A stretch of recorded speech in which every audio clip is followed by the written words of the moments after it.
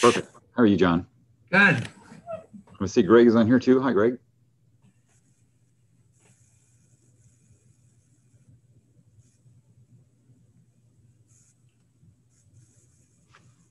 I have to figure out how to make this thing not interfere with all the other stuff I'm trying to see.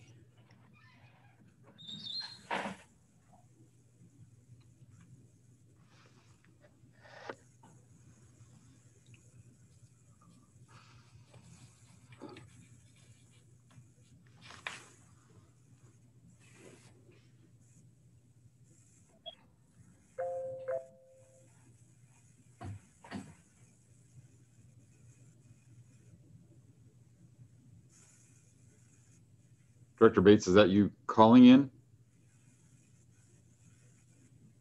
Yes, that's me calling in, and also the other one. Ah, great. Welcome.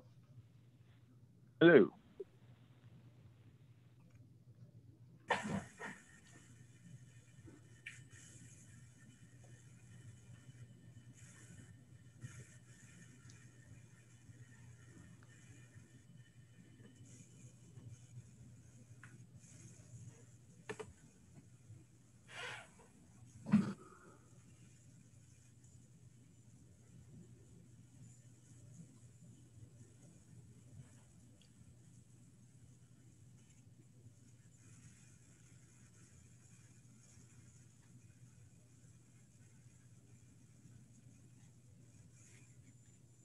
Oh boy. Changing stuff off on me here, Marcia. Here. Okay, good.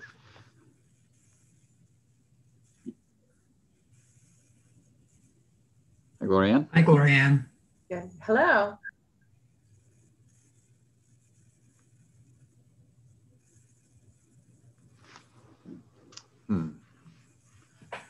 Make this a little different. Ooh. Ooh. Maybe.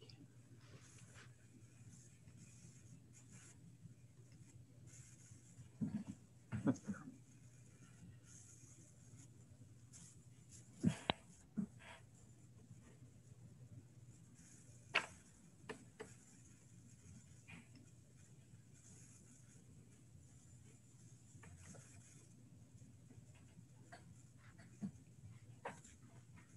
New options. There we go. That's what I'm looking for.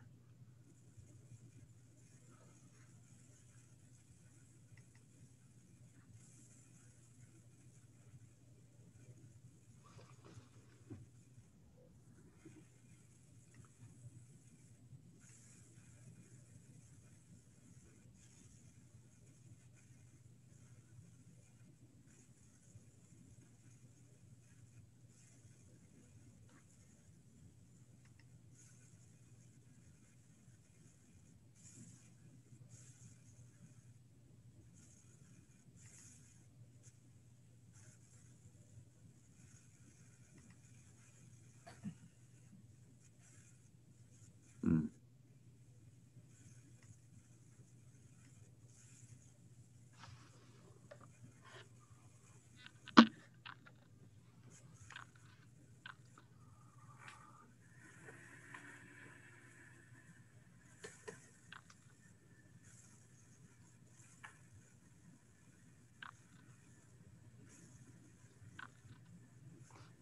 So we're missing Director Donner and Director Danziger and John, I guess, right? Correct.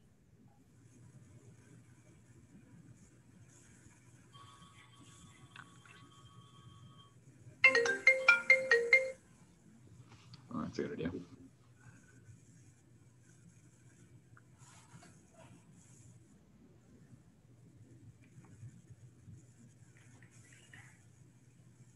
Hello, everybody. Hi, Michael.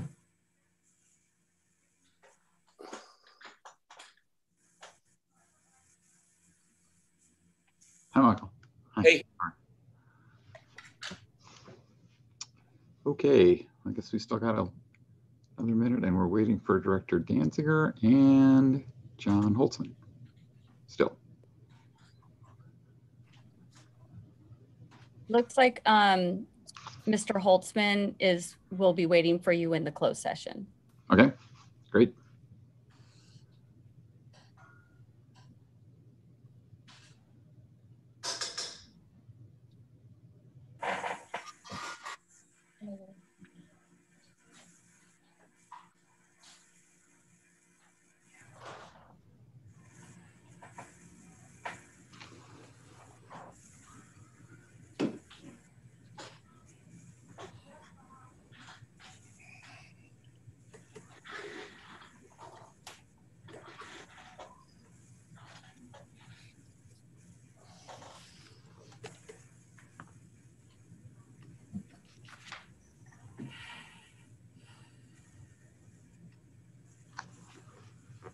Should we try to get a hold of Director Danziger and see if he's... I'll shoot him a text.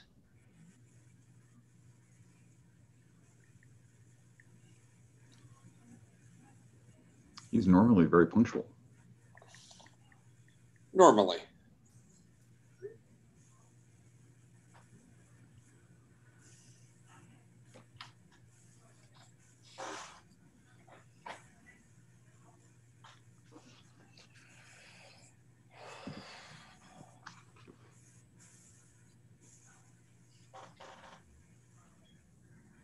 Aha, we found him. Ding dong. Oh. Okay. Hello. Director Danziger, how are you? Good. I was having a little trouble getting on for a moment, but here I am. Excellent. So it looks like we have everybody here, so I will call the meeting to order. All right, Marcia, are we recording or whatever you need to do? Yes, we are recording and we're ready. Excellent. So welcome to the Moraga-Orinda Fire. Oops, you're not supposed to change signs on me yet. Sorry. Yeah. Too fast. I haven't memorized yet. Welcome to the Moraga-Orinda Fire District Regular Board Meeting, May 19th, 2021. We have a 6:00 p.m. closed session followed by a 7:00 p.m. open session. And the meeting is now starting. So can I ask Marcia to take a roll call, please? Director Bates, Here. Director Danziger, Here. Director Donner, Here. Director Jex, Here. President Jorgens. Here. Okay, so we're calling the meeting to order. So item 2.0, open for public comment. Do we have any public comment on the items in the closed agenda, items 3.1 through 3.3? We do not have any hands raised and I have not received any written public comment. Okay, so I will close the public comment on items 3.1 through 3.3, and we can adjourn to the closed session, and the open session will begin at 7 p.m. tonight. We'll see you in a second. Bye. Okay, bye.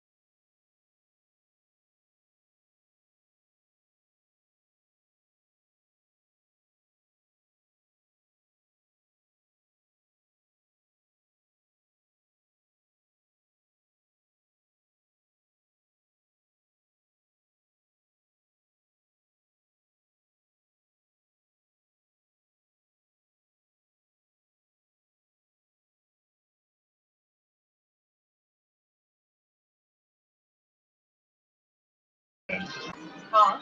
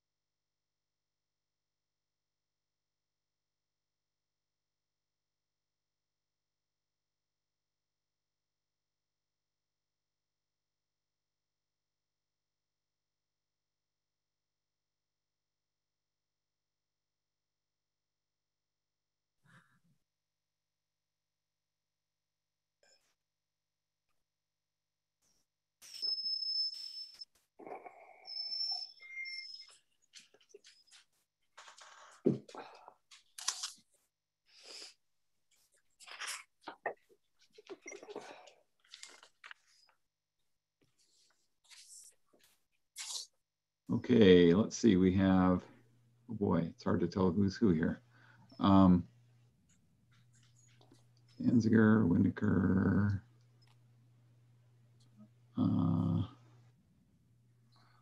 Donner, hello. So we're just missing Jex, is that right?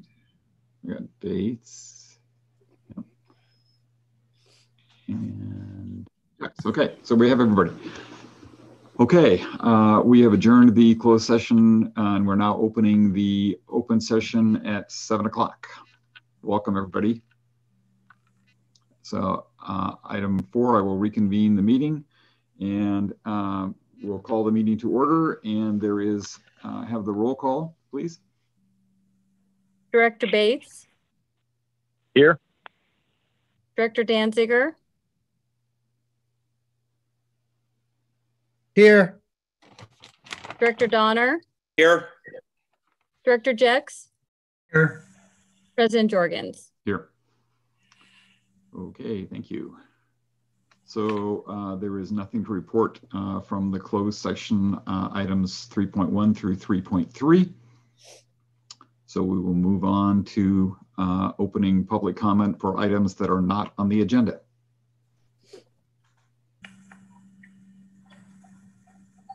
Marcia, do we have anyone who is?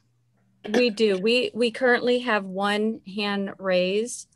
I also wanted to just take a moment and do a little housekeeping. If you're participating by the Zoom app and you wish to make public comment, you can do so by clicking on the raised hand function, or you can send a chat to speak. If you're participating by phone, you can dial *9 to raise your hand. Staff will unmute participants to allow comment, and participants will be unmuted in the order of hand raised. You can also submit written public comment by email at info@mofd.org. And item 6 is for items that are not currently on the agenda. The public will be given an opportunity to speak on each agenda item at the time that the item is called. I am unmuting Dan Romero.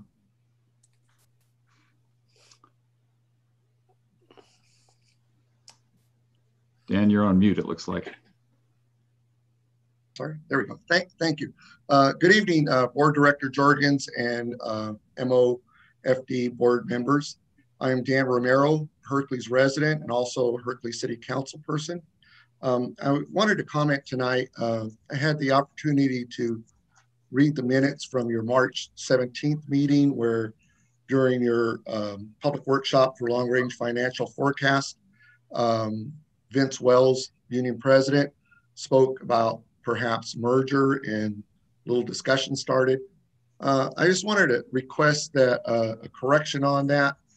During that discussion, I think Director Jex had mentioned that Hercules and East Contra Costa County districts, fire districts were financially bankrupt.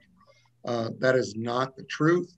But first of all, Hercules does not own our own fire department. We're part of the Rodeo Hercules Fire District, and that fire district is healthy financially to the point where they've just purchased a 100-foot ladder truck. So I think they're doing well. And so unfortunately, I know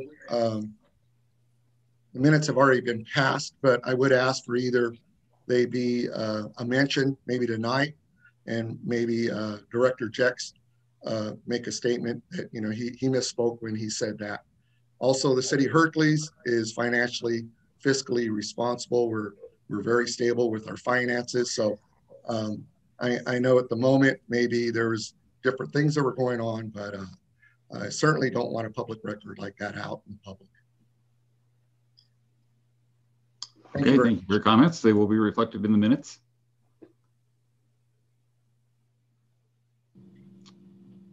Marcia, do we have any other comments? Yes, I am unmuting Richard Marchick. Richard, you're currently on mute. There you go. Is my understanding that the last meeting there was some discussion about possibly joining the Contra Costa Fire Department, and I like to speak against that. Richard, that's actually on the agenda. So we're going to have a separate time. You can make comments that are for items that are on the agenda for this time. Okay, thank you very much. I am unmuting Laura Abrams. Welcome, Laura.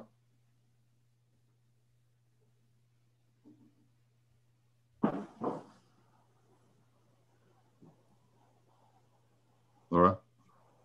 Can we not speak on items? Can we not speak on items that are on the agenda in the public forum if we choose not to wait until that item comes up? It seems like the first speaker addressed an item that's on the agenda. Yeah, this is public comment for items that are not on the agenda. Then I'll wait until the item comes up. John, John Holtzman, or is that really all? I assume that's what this is for, right? That's correct. Yeah, no, this is for items that are not on the agenda. Right. There will be a time for people to talk about those items when we get to that point in the agenda, which will hopefully be pretty soon. Thank you for your patience. We have one more hand raised. I'm unmusing Susan Precio. Welcome, Susan. Hi, I will hold my comments until item 9.2 on the agenda. Great, thank you. Okay, Marcia, anything else? We do not have any more hands raised, and we have not received written public comment. Okay, so I will close the public comment for items that are not on the agenda. And then we will go on to item 7, public hearing for item 7.1, the public hearing on the second reading and the adoption of the ordinance 21-01 Moraga-Orinda Fire District of Contra Costa County, California, adopting an administrative code program. Good evening, directors.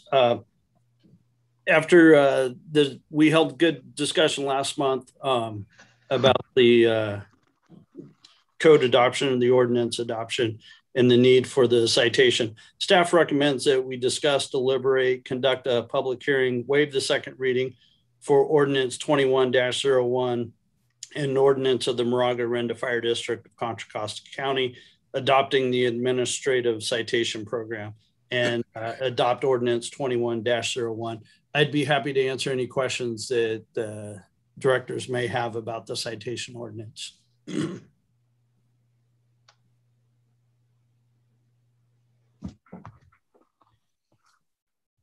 This is the same citation ordinance we went over at the last meeting. Yes, sir. So this is really just waiving the second reading of that. Correct, sir. Anybody have any comments about that? The public have any comments about that?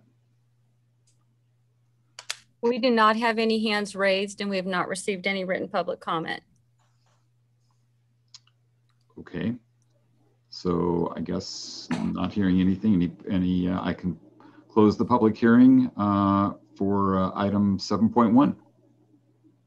We just have one person who they lowered their hand. Sorry. Okay. Okay. So then I guess we have to have some board deliberation on this and see if we have any discussion from the board. I think we covered it fairly well last time. There's been no changes. This is only the second reading, so I'm in favor of this. I agree. I agree. Okay, so I'll put the motion out on the floor to adopt ordinance 21-01 and waive the, what am I waiving? Second reading? Yep. Waiving the second reading of that ordinance. Second that motion. Any discussion? Okay. Well, Marcia, can you take a roll call? Director Bates? Aye. Director Danziger? Aye. Director Donner?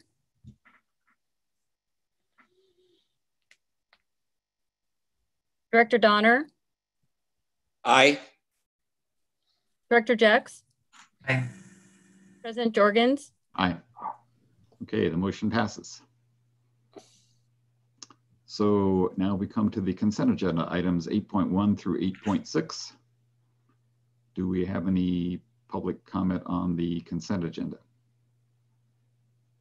We do not have any hands raised and we have not received any written public comment. Okay, I will close the public comment period on the consent agenda. Is there any board deliberation? If not, do I hear a motion to approve the consent agenda? Do we adopt the consent agenda? Waive. I'll second. Any discussion? Okay, Marcia, you want to take a roll call on that? Director Bates? Aye. Director Danziger? Aye. Director Donner? Aye. Director Jex? Aye. President Jorgens? Aye. Okay, we passed the consent agenda. So now on to the regular agenda, item 9.1, the EBMUD Fire Hydrant Maintenance Program.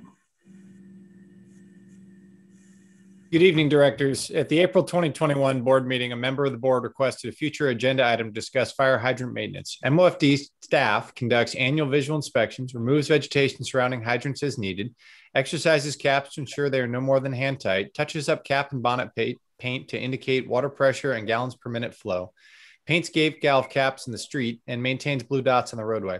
Hydrant repair, replacement, flow tested is an East Bay Mud responsibility as a water system owner.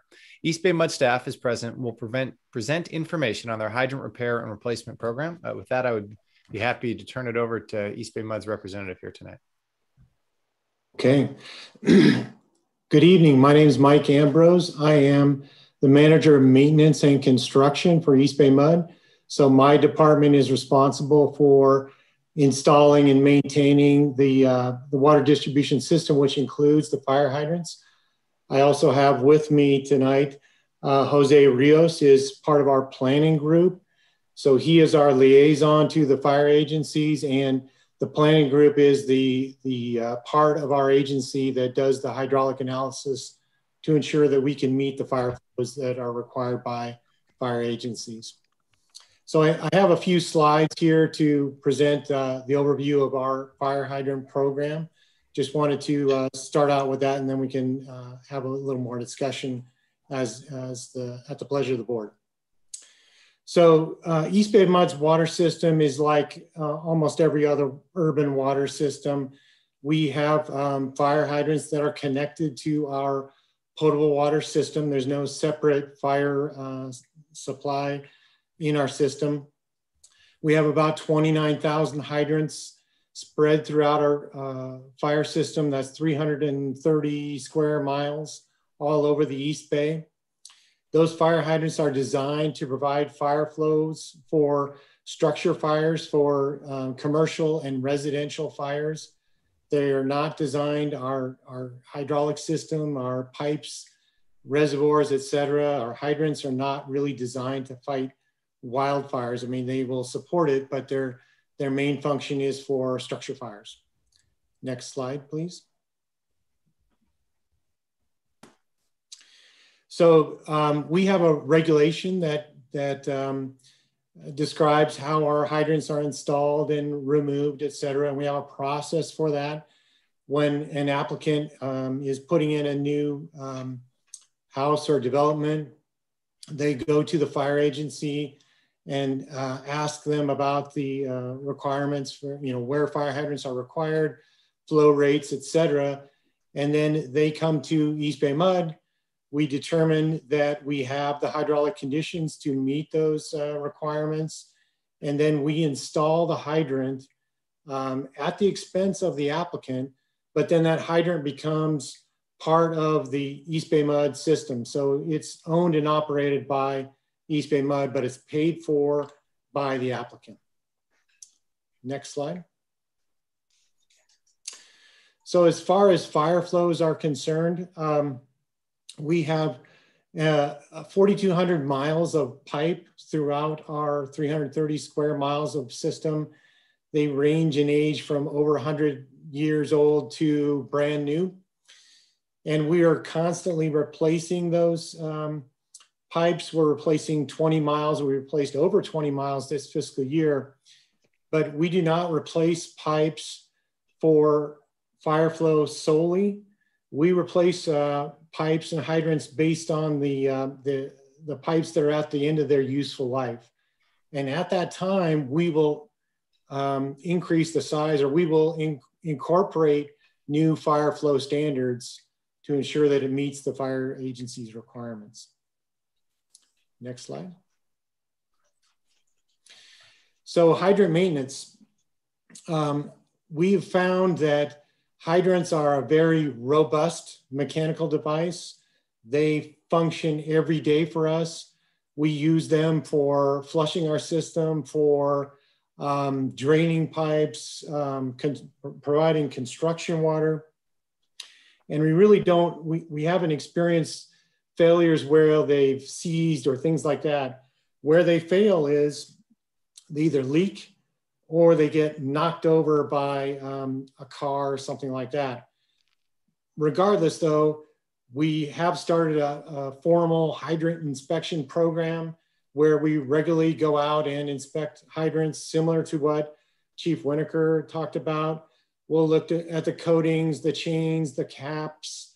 We'll lubricate seals or replace seals as needed. We check to make sure that the nuts aren't stripped, things like that. And we've developed this maintenance program consistent with industry standards and our own experience, and found that this is something that's reasonable given what the function of the hydrants, their failure modes, et cetera. That's similar to all the other maintenance that we do to our pumps and our tanks and all the valves in our system. That's how we maintain our system over time. And so, yeah, I think that's it on hydrant maintenance. And I think that's the end of my slide presentations. Okay, thank you. Yep. Thank you for spending the time with us to go over what's happening.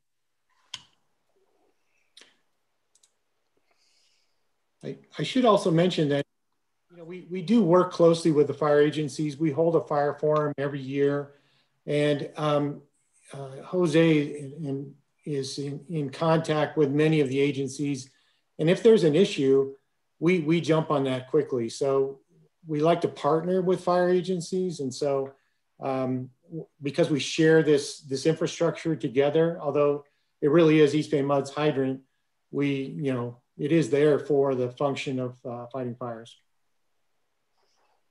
Okay, thank you. So I guess I should open this up to public comment on item 1.1. Or should we have any public comment? Yes, we have 7 hands raised.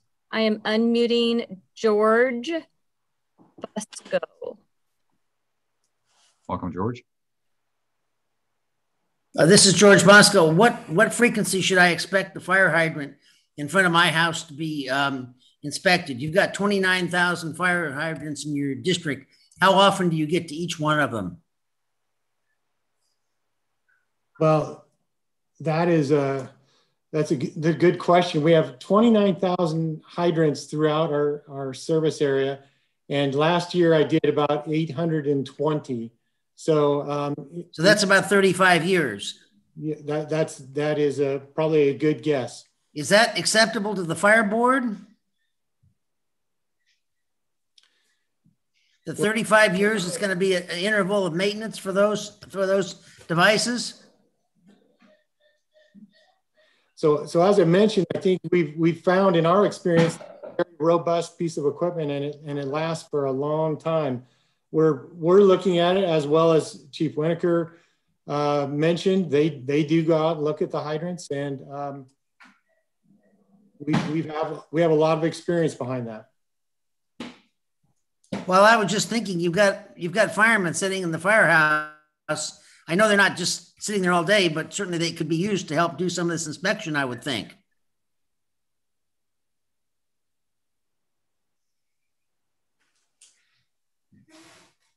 As I mentioned in the staff report, the MOFD staff on an annual basis does what I would term a limited technical functional check. It's not an inspection because, well, they're not our hydrants, but they come out and make sure the caps can be exercised and released if we need it in a fire. So that happens on an annual basis. anything beyond that, obviously we defer to East Bay Mud as the owner of the hydrant. Thank you. And is it okay if I ask a question right now from directors or no? Sure, what the heck? Oh, okay. I just want to know, Chief, just let's, in a scenario where we had a fire somewhere and the hydrant flow wasn't sufficient, I assume that information would be given to East Bay Mud? Yes, sir. We certainly communicate with that. If we have say, I mean, as an example, as I think I've shared before, when I was the incident commander of a 6-alarm fire in Emeryville in 2017, we drew down the entire East Bay Mud system, and they were bringing new pumps online to support our requirements as we flowed north of 15,000 gallons a minute on that fire. When we encounter places where there is inadequate fire flow for that particular fire, we certainly report that, but it's a known fact that some of the hydrants in the district have inadequate fire flows. I don't remember off the top of my head, but there's a few places where it's in the 200 gallons or so range. But a lot of that has to do with unique topography and what was accepted at the time it was built. In the case of, say, the original De La Vega development in the 20s, the requirements at that time were not what they are now. And the East Bay Mud system is not upgraded, as Mike mentioned, just due to fire flow. It's upgraded based on maintenance requirements. So it certainly can and has happened at times in different places that a hydrant has not met the fire flows. But we do not let anything new be constructed without having acceptable fire flows available within the acceptable distance from that construction site. Hey, Chief, and then I just want to kind of like reassure the public in our few areas where we do have inadequate GPM/water flow. Do you dispatch the water tender to those areas? Absolutely. In our matrix, either the water tender or we lay in from a second hydrant. So water supply obviously is complex and is one of the elements that the battalion chief and the first 2 captain will consider when they come on scene. And that's one of the reasons the district has implemented the cap and bonnet painting so that the GPM and the pressure is readily available. That information is readily available upon first glance. And that is part of our SOP when that first arriving captain comes on scene.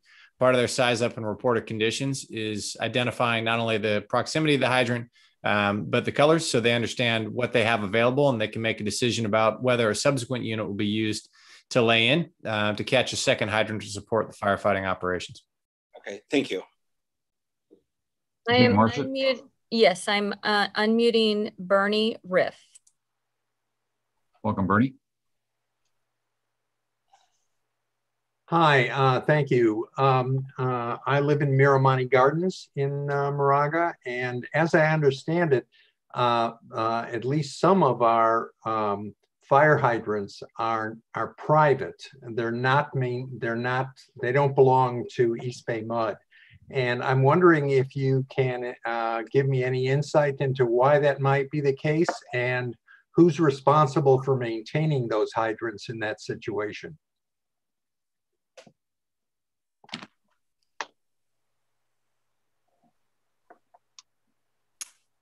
I defer to East Bay Mud. I'm not familiar with privately owned hydrants that are not part of the East Bay Mud system.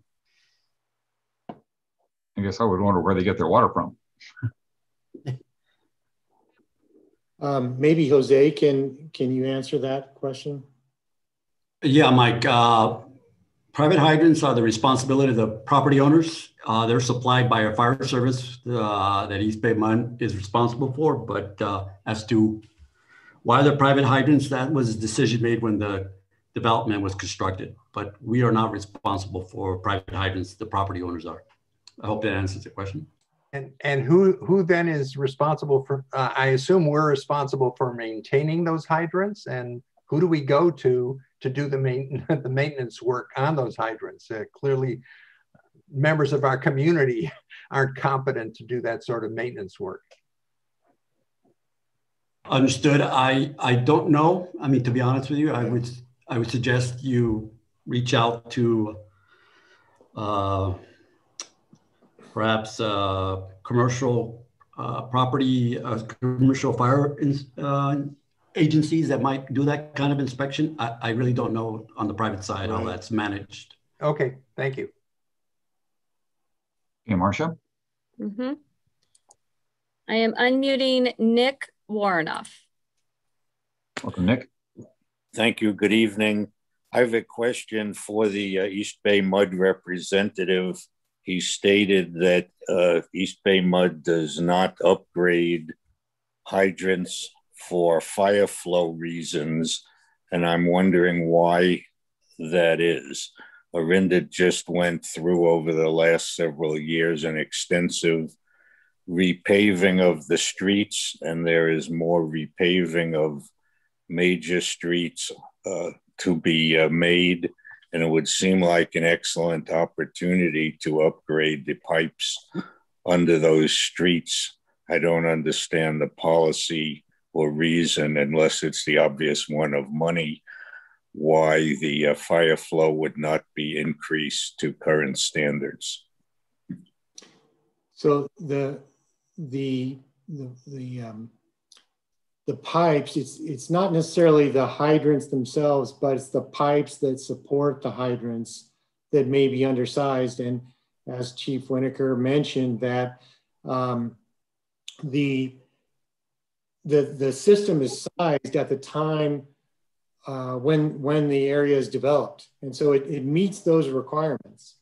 And so you can imagine that, you know, changing every time some code requirements change would be very expensive and disruptive, but we will upgrade as we at the end of the life of the pipes themselves.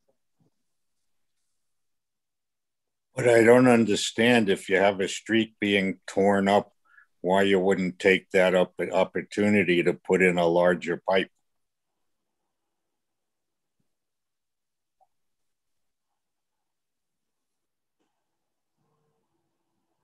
Okay, thank you, Nick. Marcia, any more comments? Yes. I am unmuting Steve Wallachy. Welcome, Steve. Thank you. Steve Wallachy, I'm the Vice Mayor of Moraga. On this subject tonight, I'm speaking as a private citizen.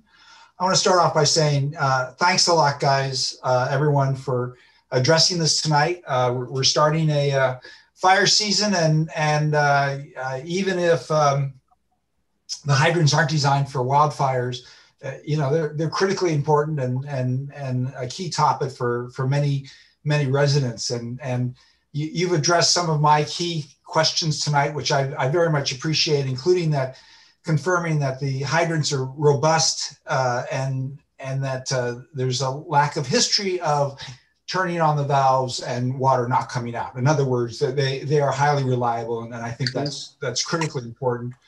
I'm also happy to hear about the annual, or essentially annual, functional check of the hydrants by MOFD within the district, and I think that is an excellent practice, even if they're not owned by MOFD. And need to somehow also get out to the residents their responsibilities, i.e. to keep the hydrants accessible, and the 3-foot space around them, that they have a responsibility in that too. And those are my comments. Thank you very much.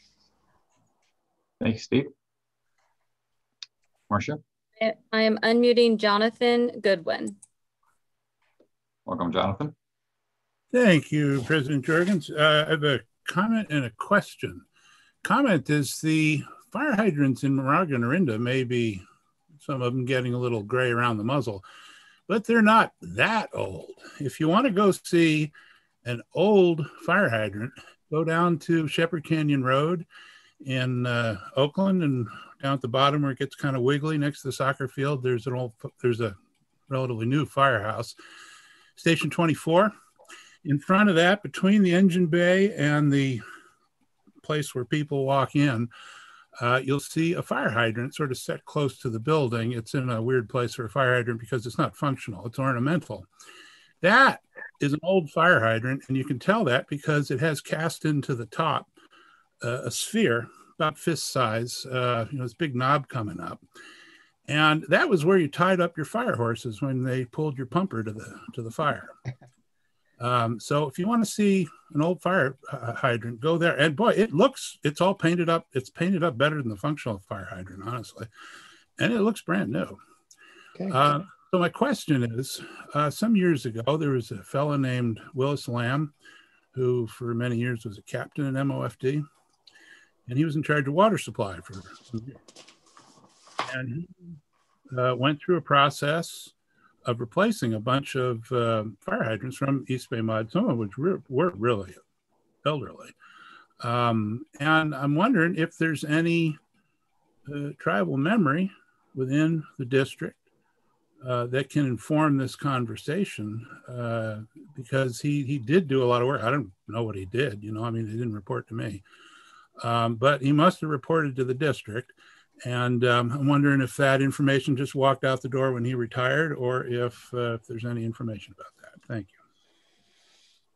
you. We're certainly aware of his efforts, and it's been raised by a number of folks. The question is of the resources available to the district and of the time available, is that time best spent replacing East Bay mud hydrants? And for the last 20 years, the answer to that has been no, given the many other things and other priorities on the table. That has not been one of the priorities of the district or staff. I am unmuting Mark. Welcome, Mark. Hey, it's actually his wife, Lauren. Oh. Yeah, Mark's sitting next to me. I just typed in his name. But, you know, I don't really find any of this particularly reassuring, because from what I've seen, you know, it seems that the useful life of a fire hydrant is 50 years. And I'm in the Camino Woods neighborhood, and we're looking at fire hydrants that are 60, 70 years old. And so it seems like they're pretty much at what would be maybe considered the end of their useful life. But I think too, my issue is that, you know, for one, we did have a fire on my road back at the end of February, and they did have to bring in a tender truck. So it raises the question of, first of all, what if there is no tender truck available? But, you know, the blue decal on Freitas Drive is missing. It's been missing for years. We had the fire back in February, and that blue decal is still missing. You walk on Dickinson, you walk on Thune, it's missing. You do not know that there are fire hydrants there. But I think too, you know, residents on my road, we've also been asking for documentation of these inspections. And so when I hear that there are suddenly annual inspections, I find that surprising, because we've been told that the last time they were inspected was back in 2008. And so I think part of my question too is, how do we just obtain inspections either from MOFD or from EB Mud? Because I'd really like to know, you know, what's the order of when these are being looked at. And I think that there's just really no transparency right now between MOFD and EB Mud and the public. And so, you know, I think for a lot of us, we're just really frustrated right now, because there's just the assumption that someone's out checking these fire hydrants every year. I have to get my car inspected. You know, we inspect luggage when it goes on a plane. You just assume that these fire hydrants are being looked at. And it's really clear that they aren't. You know, my husband last month, you know, said it's really hard, you know, just even finding these fire hydrants. And he mentioned one, you know, right on the corner of Shuey and Camino Pablo, and you still can't see it. It's still hidden by junipers. No one's been out, no one's inspected, and no one's being, you know, and no one's maintaining. So that's pretty much it. Thank you very much. Thank you. Chief, that speaker brought up a question for me. You know, I think at least on our roads, the little blue reflectors are out on the middle of the road, but who's responsible for putting those in the road? Blue reflectors is part of the annual inspection process, as covered in the staff report. Our folks will be out getting after those hydrants again this year, starting very shortly, if they haven't already begun this week. But with regard to an actual inspection, which that is not, the inspection that we defer to East Bay Mud on that. When our folks are out and they note a fire hydrant where there's overgrown vegetation, part of what they do is trim it back. It is also a fire code requirement for residents to maintain 3 feet around it, where everyone doing their part. But as we identify areas where there is no blue dot, or it's brought to our attention by members of the public, we'll certainly make sure that that we get out there to correct those. I would reference, though, that the blue dot is a secondary means of identifying the location. The mobile data terminals and all the engines have the fire hydrants locations in the AVL system. So you can see the fire hydrant location on the map that relative to the position of the fire engine, which is the primary way that we spot them. The blue dot is a secondary means, but certainly if there are blue dots missing, please let us know. And when the crews are out doing our annual assessment of them and making sure they're operational with regard to fire access, blue dots are something we'll put back down the road. But with regard to inspections and the records of those, I defer to East Bay Mud as the owner of the hydrant. Okay, Marcia, any more questions? Yes, I'm unmuting Miley Dunn. Welcome, Miley. Thank you, and thank you for this opportunity, and Mr. Ambrose for your time tonight. I'm, as a resident of Moraga, I'm concerned about the fact that MOFD and East Bay Mud are separately doing inspections and that things are being overlooked, that no one is taking full responsibility for these. I spoke with an acquaintance of mine who lives in MCC, and she has a fire hydrant by her house that is covered with plastic and a cone, and it's not functional. And according to the California Fire Code of 507.5.2, fire hydrant systems shall be maintained in operative condition at all times and shall be repaired where defective. My understanding is that this hydrant lost power during the landslide years ago, and that this hydrant is still not functional. And it wasn't functional when there was a fire on the hill. And so CAL FIRE was the major responder for that. This is not firsthand information, so I may have some details wrong. But that, in addition to, as Lauren mentioned, missing the blue reflector dot with the hydrant that's hiding behind a shrub, and kind of all of these little things put together, it concerns me that no one is taking responsibility for a holistic approach to this. We live in a high fire area, and I feel like this is kind of the basis for firefighting. I know these may not be for wildfires, but these are really important resources. And I feel like they're kind of falling by the wayside because no one is taking a whole lot of ownership of it. I don't know if I have any specific questions or if anyone has information on the MCC hydrant or hydrants. I don't know how many there are. I would love to get some more information on that. So following, I can speak partially. East Bay Mud has a role in answering this as well. But with regard to the hydrants that were taken out of service at the end of, I believe it's Augusta, as a result of the slide, where the slide damaged the underlying pipe, MOFD required a supplemental hydrant to be put in place so that the farthest home at the end of that dead end was no greater than 1,000 feet from the nearest hydrant, which is the amount of LDH that's carried on an engine. So the maximum distance a single engine can lay in. I defer to East Bay Mud to answer additional questions about what they have done in that particular instance, where the slide and the impacts to the municipal water supply caused by the slide, what they're doing to address that over time. So what I can say about, I can talk to Augusta Drive specifically. There's a temporary main on the end of Augusta Drive, as the chief mentioned. It will not provide fire flows, and so we installed a hydrant as required by the fire department that will meet the needs of that area. And when we take a hydrant out of service, we bag it to indicate to the fire department that that hydrant is out of service, and we notify the hydrant so they are aware that that hydrant is out of service. So we are coordinating and communicating on those issues. As far as the Augusta Drive slide, the process for repairing the slide area is ongoing. That will take a couple of years to finish. I'm not involved in the details of that, and at that time, we'll restore the water system in Augusta Drive. But I'm not sure which hydrant you're referring to, but I can only speak to generally how we manage hydrants, because we take hydrants out of service for various reasons over time, and we do coordinate very closely with the fire departments on that.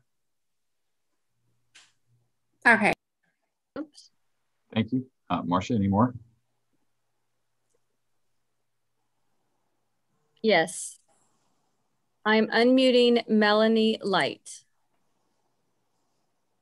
Welcome, Melanie. Hi, thank you for this opportunity. It's such a wonderful chance to speak directly to EBMUD. I have two quick questions. One, what is the official lifespan of a hydrant? I'm really hoping those De La Viega hydrants have been replaced because now it's 100 years that the chief was referring to. And the one in front of my house is 56 years old. And so that's my first question. The second question is, how does PG&E and EBMUD coordinate the power shutoffs in the event of a fire or wildfire? Because my understanding is that they need electricity for the flow to get the water to flow through the hydrants. If that makes any sense. So thank you very much. Sure. So there's no official, lifespan of a hydrant where it's 100 years old and then you replace it. We replace them over time as we replace our pipes. And we do look at hydrants as needed. As if there's an issue with a hydrant, we'll take a look at it. But there's nothing that says a hydrant couldn't last 100 years. As far as shutoffs, the way your water is provided to you is we pump that water up into a reservoir, and then it's fed by gravity down to provide your drinking water, your fires, et cetera. And we incorporate fire flows into our reservoir. So if PG&E shuts off the electricity to there's water in the reservoir to feed the fire or structure fires. If there's wildfires, obviously you're going to need much more water and you'll need electricity for that. But it's not, the water supply is not directly connected to the supply of electricity. Sorry, I'd like to just follow up on that, please. So let me get this right. So my fire hydrant in front of my house may get inspected at some point in 35 years. And at that point, you may decide that there's a functional problem with it or may not, but it sounds like it's highly likely that my hydrant will never actually in my lifetime be looked at. Is that, so then no one will ever know if there's really a functional issue with the fire hydrant until there's actually a fire in front of my house. Is that correct? We use the hydrants every day in our operations. We don't necessarily use them just for fires. So they're exercised all the time. All right, I don't ever think in 23 years, I've never seen my hydrant being exercised. But okay, I'll take your answer as it is. Thank you. Okay, thank you. Okay, Marcia, do we have any more? Yes, we do. I am unmuting Mara Richards. Welcome, Mara.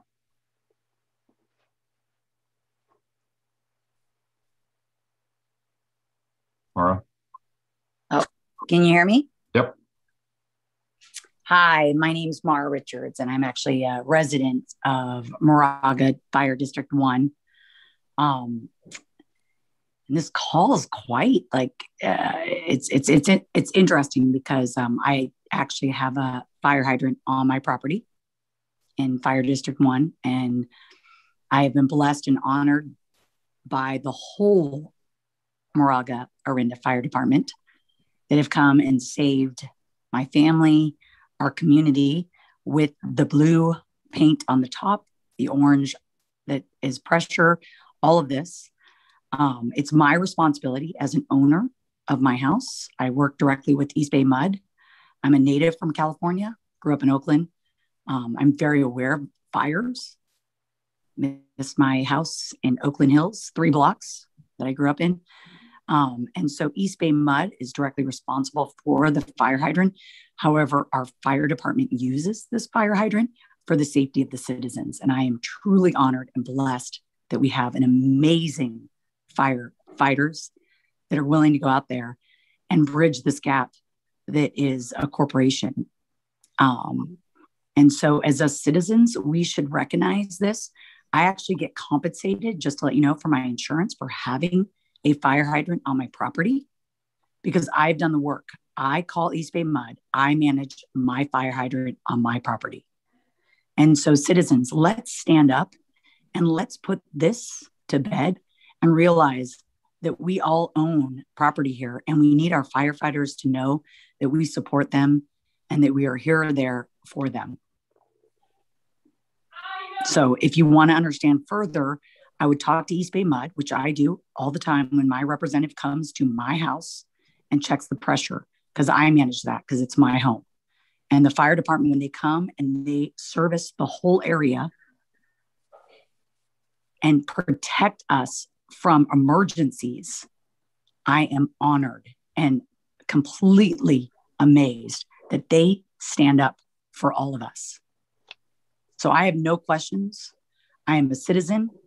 I live on Reimer, and I have a fire hydrant in front of my house that's managed by East Bay Mud, myself as a citizen and an owner of the house, and serviced by first responders that serve us. Great. Thank you for sharing more. Yep. Marcia, any more? So we do not have any more hands raised. I do have one question that was posed in the chat, and I'll go ahead and read it.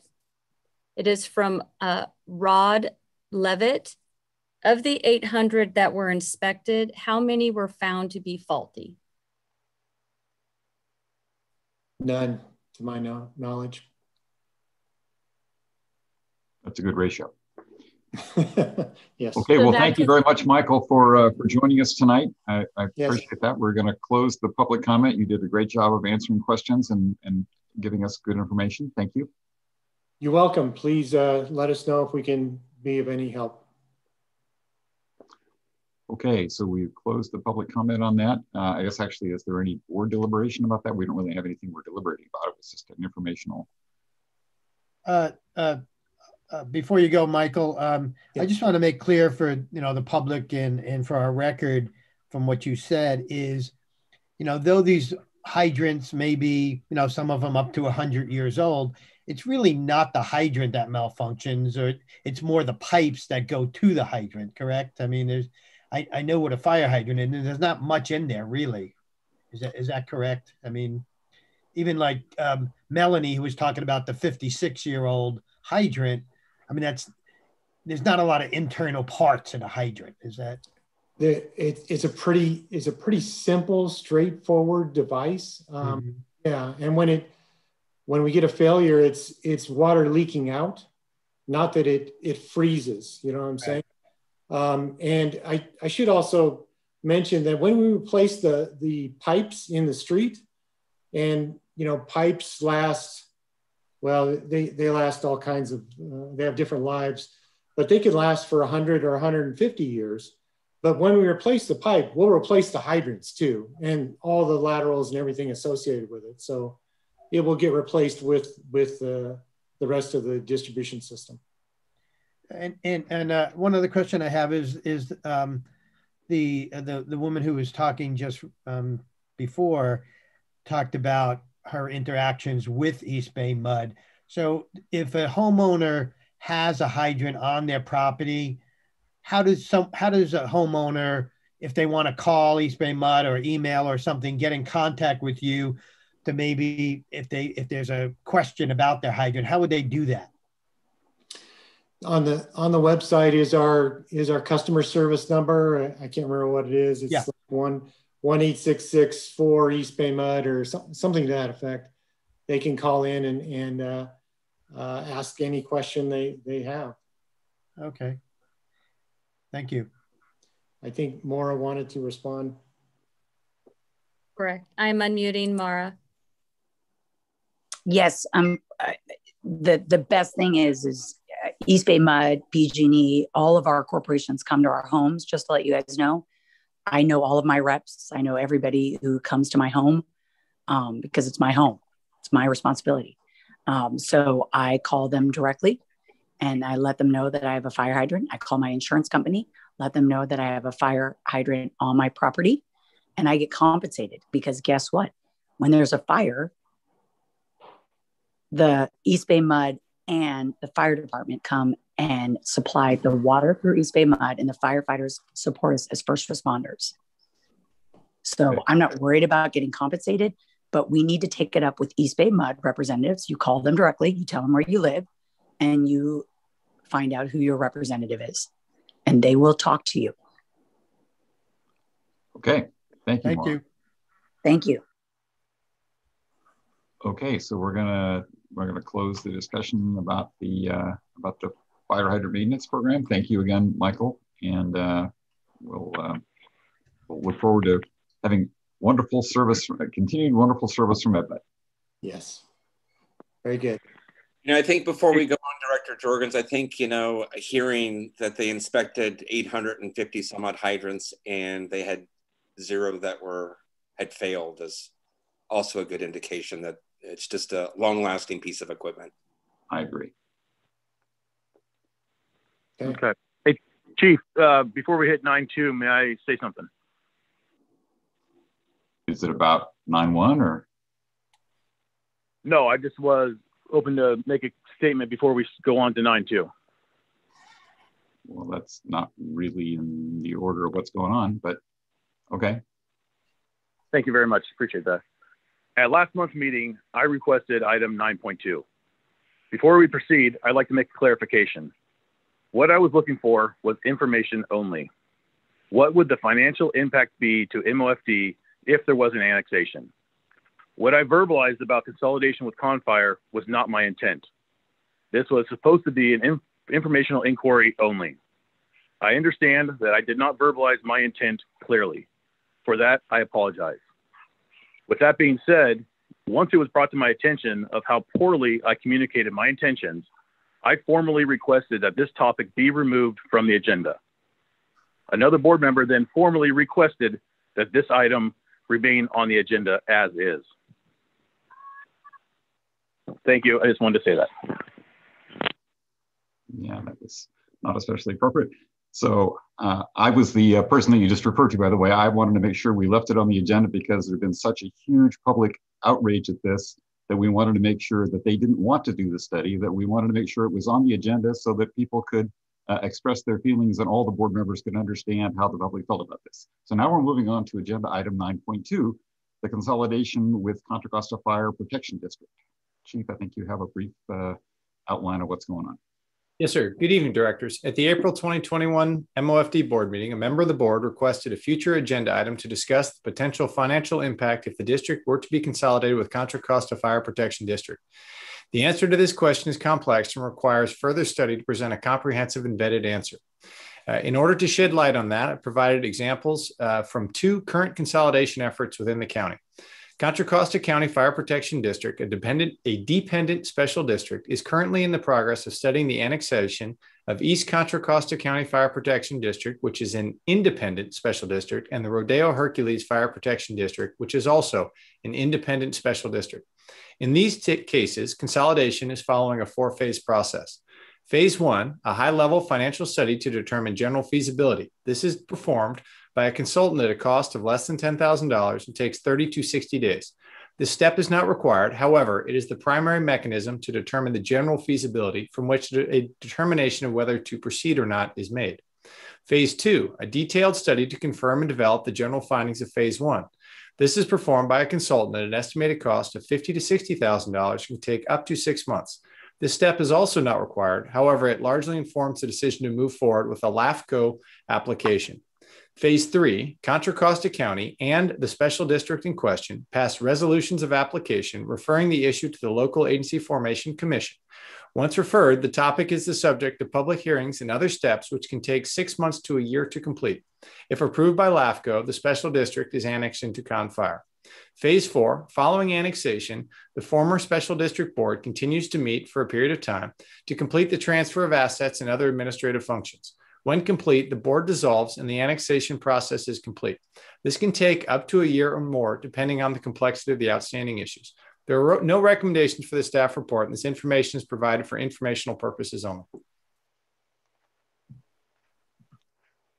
Okay, thank you, Chief. So now, I know we have a lot of people that are more than our normal number of people who are attending the meeting.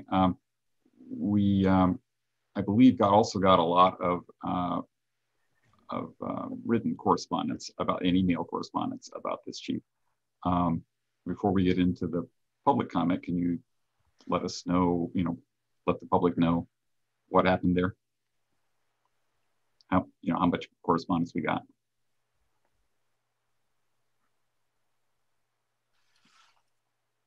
Marcia, can you answer the how many final published and any comments received after 1500 today, prior to the beginning of the board meeting?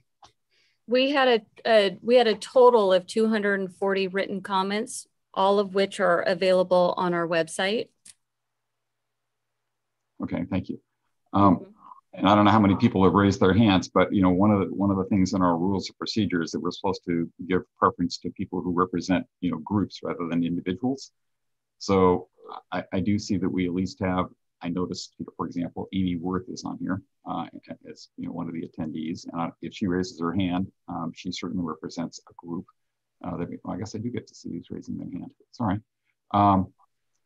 And I guess so. Maybe we should allow Amy Worth to speak. She's the mayor of Orinda. I'm unmuting Amy Worth.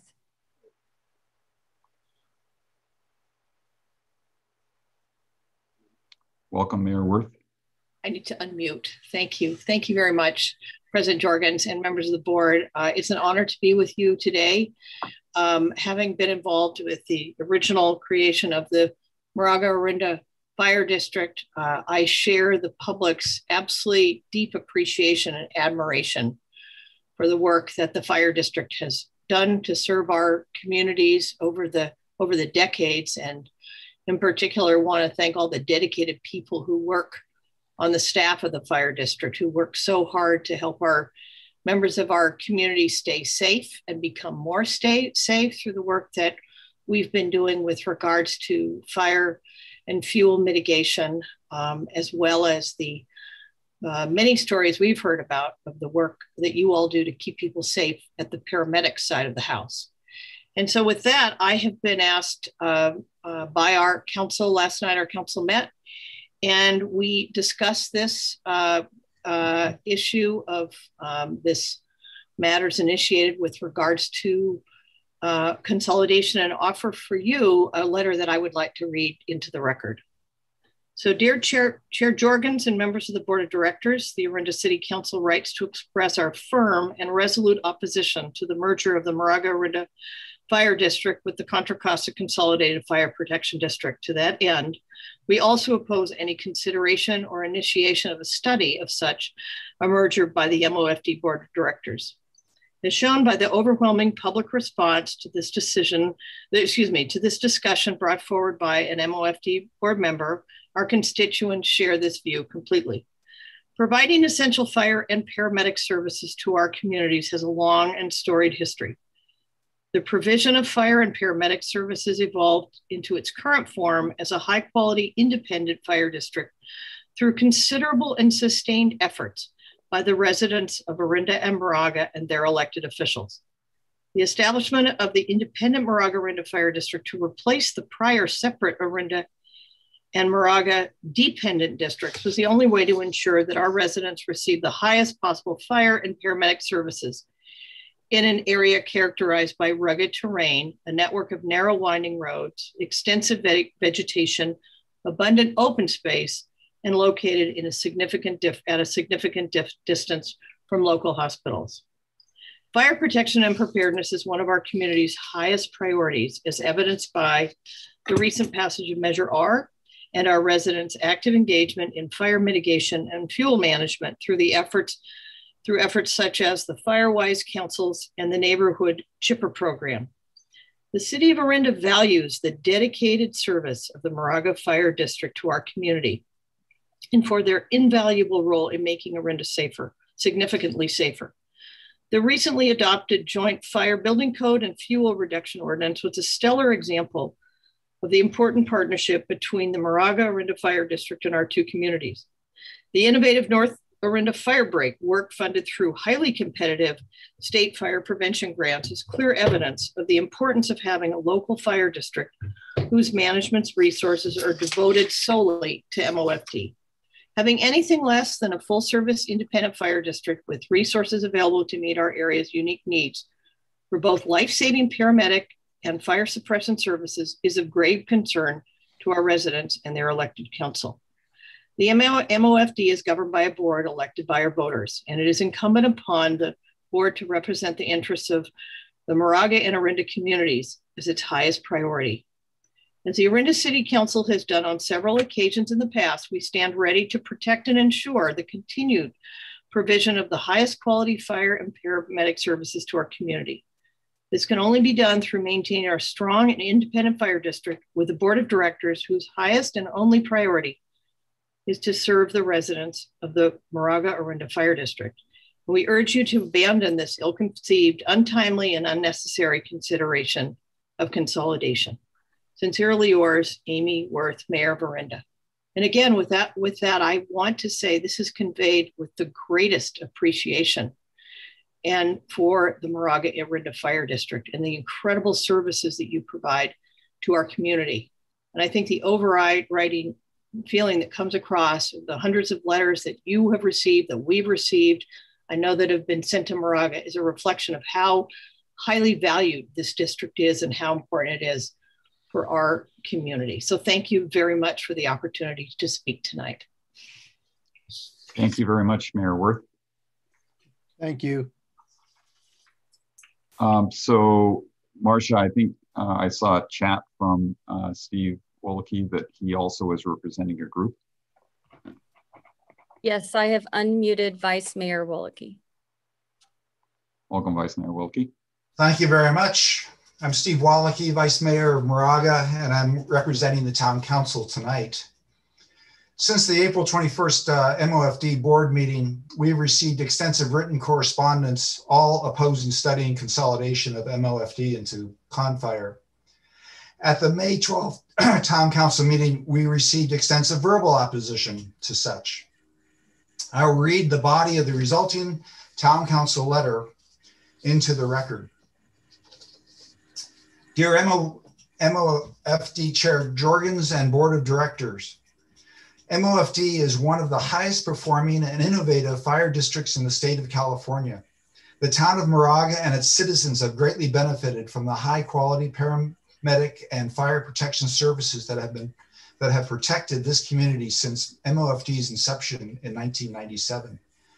Given the significant wildfire risk in our community, we particularly appreciate the ongoing collaboration between MOFD, the Moraga Police Department, neighborhood groups, and our residents on disaster preparedness, emergency planning, and fire safety in our neighborhoods and open spaces. We hope for this cooperation to continue through the upcoming fire season and well beyond. Our community is fortunate to be served and protected by a high-performing, nimble, well-funded, innovative, efficient, and locally controlled fire district. Moraga residents and businesses benefit from 1, better critical response times for paramedic and fire suspension services. 2, decision-making by a board that is locally elected and that represents the specific interests of Moraga and Orinda. 3, local control over decisions and use of our tax dollars. 4, specialized fire prevention programs, such as the neighborhood chipping program. Thank you very much. 5, MOFD's experience managing the challenges posed by our terrain, narrow roads, and high fire risk areas. And 6, the innovative and proactive approaches to fire protection, paramedic services, and emergency evacuation preparedness that an agile, local controlled and focused organization can provide. This is not the first time that the issue of whether MOFD should be absorbed into Confire has arisen.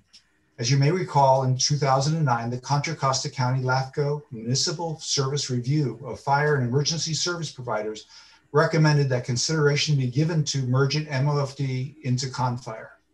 The councils of both the town of Moraga and the city of Orinda unanimously voted to oppose that option publicly. We strongly oppose the consolidation of MOFD with Confire and spending resources studying a process for such consolidation. Resources should continue to be spent on the delivery of high quality fire protection, fire safety, and emergency response services. I join with Mayor Worth of Orinda of expressing great appreciation to MOFD, everything that you've done, continue to do, and I look forward to that continuing in the future. Thank you very much. Thank you, Vice Mayor Wilkie. Marcia? Yes, I am unmuting Carol Alvord. Welcome, Carol.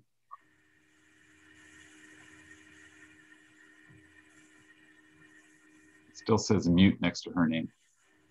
Yeah, Carol needs to unmute herself. I've given her permission to unmute herself. Carol, are you there? Maybe we should try the next one down the list. Okay, I am unmuting Laura Abrams. Welcome, Laura. Thank you very much for the opportunity to speak. As a former mayor and city council member, I was part of the council that worked along with the town of Moraga to meld our interest and create MOFD. This was the natural outcome of the city of Orinda following incorporation. The citizens of Orinda incorporated to take over local control from the County Board of Supervisors. We worked hard to create the independent district to make sure our valuable tax dollars and fire suppression services were not compromised by the diverse needs of the county government. We have taxed ourselves for over 20 years to provide this service. I must say we never anticipated that a member of the governing board of the district would even entertain, for information purposes, rejoining the county fire district that historically serviced Orinda in an unsafe and ineffective way. I wanted to share a correspondence that was received by a community member from one of the current board members. And I quote, "During the last board meeting, we discussed budget financial planning, and the firefighters union president stated that as part of this plan, we might want to review data and see if consolidation with Confire made any economic sense. If a board member is willing to defend and explain taking direction from the president of the firefighters union for Contra Costa County, we all have to begin to be more involved at looking at whether the board members are placing the needs of the fire suppression union over the needs of their constituents. What other actions have taken place in the past by this board that reflect this relationship with the firefighters union? Let me raise the issue of the conflict of interest that exists on your board as it relates to this agendized item. This is taken from the California Department of Justice, the Office of the Attorney General, and I quote, "Laws are grounded on the notion that government officials owe paramount loyalty to the public. Thus, personal and private financial considerations should never be allowed to enter the decision-making process. I serve the public. I understand the hard facts of a conflict of interest as defined by the Fair Political Practices Commission. I also understand the need to maintain the confidence of the public by avoiding even the appearance of a conflict of interest. The board member who asked to have this item agendized is a member of the Fire Suppression Union, is my understanding. Anyone should immediately recuse themselves from this discussion and remove themselves participating in this meeting or in any issue where the union membership creates a conflict of interest. Elected officials are held to a higher standard. The appearance of conflict of interest is a very real item. It's very well enforced by the city of Orinda. I'm sure it's enforced by the town of Moraga and throughout Contra Costa County. Fortunately, the community is wide awake now, and we are watching and will continue to watch this board and how it moves forward. Thank you for the opportunity to speak. And once again, I am a firm supporter of this fire district. I work very closely with them, and I have nothing but admiration for the district, for the suppression people, and for the non-suppression employees who work to support us as well.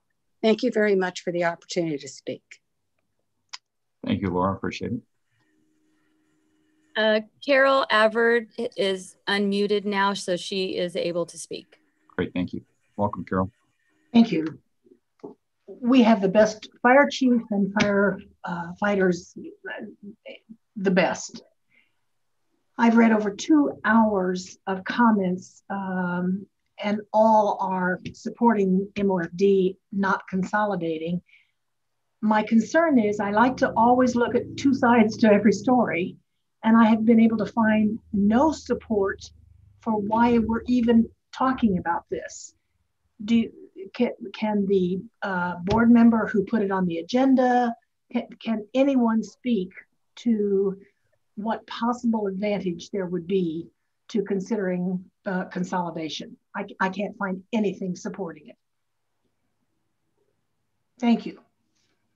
Thank you, Carol. Marcia? I am unmuting Jacob Arola. Welcome, Jacob. Good evening, Mr. President and members of the board. Can you hear me okay? Yes. My name is Jacob Arola. I'm a captain for the Moraga-Orinda Fire District and an elected representative for the firefighters. I'm here tonight to clarify the firefighters' position as it pertains to the discussion of the merger or annexation, whatever you want to call it, with Con Fire. I have followed the threads on social media, the letters to the editors, and to the MOFD.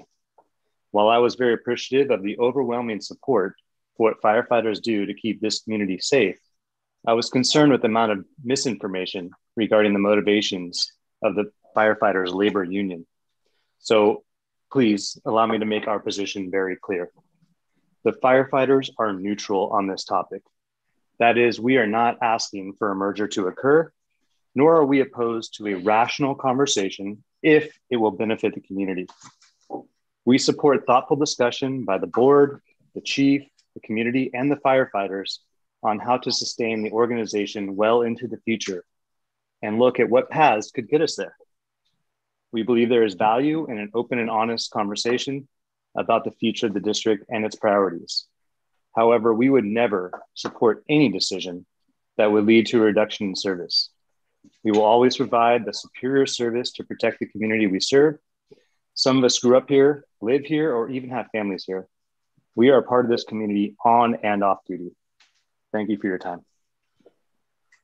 Thank you, Jacob. Marcia?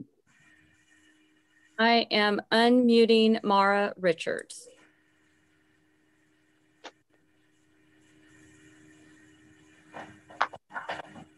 Hi again. Thank you so much. Whatever Jacob just said and the previous woman just said, I 100% agree. We all need to unite and come together and support one another. And whoever brought up this topic to make everybody aware, and we're all projecting and suggesting that something might happen. I'm going to let you know that I've lived here for 20 years, and I've gone to your fire department several times for life-saving measures for me and my family. And you have opened doors and committed without any question and no judgment. So whatever's on the table and is fine, but I just want to let all of you know that as a resident of 20 years here in Moraga, grown up in Oakland, where I didn't receive this superior fire services and emergency services ever, that we are blessed and we are lucky. And I am honored, whoever is managing this on all sides, that you continue to serve us as community members. And I am committed as a community member to give back in any capacity that I can. Thank you. President Jorgens, this is Director Danzig. Could I ask you one question? Sure. I just wanted to, because I don't think we have the ability here. I just wondered how many hands were raised at this point. I think there are only about 5 more. Okay. So, okay, some of which are, Vince Wells is in that group. We have 7 hands raised. Okay. Not many more than we had for the last item. Okay, thank you. I am unmuting Cora Shop. Hi there. Thank you so much for allowing me to speak today. I just want to reiterate the previous comments. I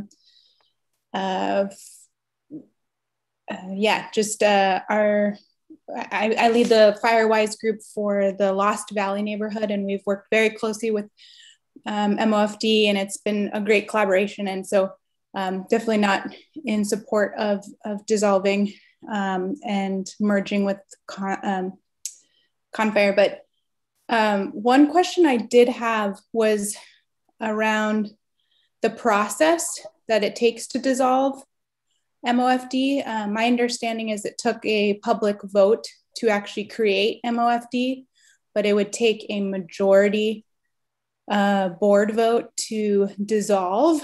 And I was wondering if there's anything that we could do to change that going forward, because it is such a big, monumental, disruptive change. Can we put that back into the hands of the community? And yeah, just was wondering what that would take. Thank you. Thank you, Cora. I am unmuting Vince Wells. Welcome, Vince. I guess I should say President Wells. Sorry. It's fine to call me Vince. So so good evening. Thank you, guys. So I want to speak on this topic and address a few issues from my perspective. First, on the issue at hand, I suggested looking into the possibility of annexing with Confire at a board meeting back in March. And I believe the issue had died, but that's when I brought it up. I believe it was in response to a board discussion on the sustainability of the fire district. And to clarify, it is not me who questions its sustainability. I believe the district is well funded and in good financial health, both now and into the future. We just have had a hard time defending that fact with some of the board members. Mentioning consolidation was out of frustration with that conversation. I'm well aware of this community's desire to remain its own fire district. I've been involved since 2008 and was around when LAFCO suggested it and saw the reaction. I believe the overreaction was a calculated move of a member of this board and his advocates to get this reaction. Director Bates only asked for it to be put on the agenda for discussion. As an elected board member, that is his right. And looking at options when sustainability is questionable is good government most of the time. And reading and listening to a lot of the misinformation as to what consolidation means, a study would definitely need to be done if it were being considered. If there was no interest from the other board members to discuss this, they could have opted to not place the item on the agenda and could have saved everyone's time. The process to consolidate is long and requires full support from both boards and support of the community. And believe it or not, going through the process which we're going through now with East Contra Costa and Rodeo Hercules, labor is a major consideration as well. So all the outrage was not necessary, but is well appreciated. I believe the letters, emails, and public comments show this board how much the community values the MOFD firefighters. We have had a hard time convincing some of the board members of this, so thanks for sending them. Second issue, a couple of points of personal privilege, especially based on one of the comments from someone named Laura. The personal attacks on me. I am the union president and I'm elected by my membership. I just retired as a fire captain in Confire last March and have been elected to 2-year terms since 2008 without opposition. And I represent the 2 city departments, Pinole and El Cerrito. I represent Contra Costa County Fire, which, like I said, I recently retired from. I represent the over 50 firefighters in Moraga-Orinda. This concludes our 3 minutes. Everybody else had longer than 3 minutes. I mean, the two mayors had much longer than 3 minutes. You represented very large groups of people. You're currently talking about yourself. So you cut me off? We're warning you, you're at 3 minutes. How's that? So how much time do I have? Okay. I would try to keep it short. Okay. All right. So let me wrap it up then. So anyway, so I appreciate all the community support. I appreciate the fact that you guys sent letters in the community, over 200, showing the support of our firefighters, and hopefully now all our board of directors also understand how highly valued our firefighters are in the community of Moraga-Orinda. Thank you. Thank you, President Wells. Marcia? I am unmuting Donna Junk. Welcome, Donna. Thank you. Hi, thank you, members of the board, for having me. I have written a letter. I'm sure you've all received it. I'm part of the Lost Valley community. We are a FireWise community. I would like to express my appreciation and gratefulness to the wonderful work that MOFD and Chief Whitaker has been doing. His proactive approach to keeping our community safe has just been amazing, and we are very fortunate to have that. And I will say that as a member here, a resident of Orinda and Moraga, that whatever we need to do to preserve MOFD as it is and keep local control is important, especially now. It began for ambulance response times, and now with climate change and the extreme fire hazard that we find ourselves in this area, particularly Orinda, we're very appreciative to have MOFD, and we want to keep it that way. I guess my question is I would like to understand from the board as to what the motivation is. I have not heard from the board as to really what is the driving force to entertain an idea to consolidate with Confire. And I'd like to have the board members speak to us tonight and answer that question, please.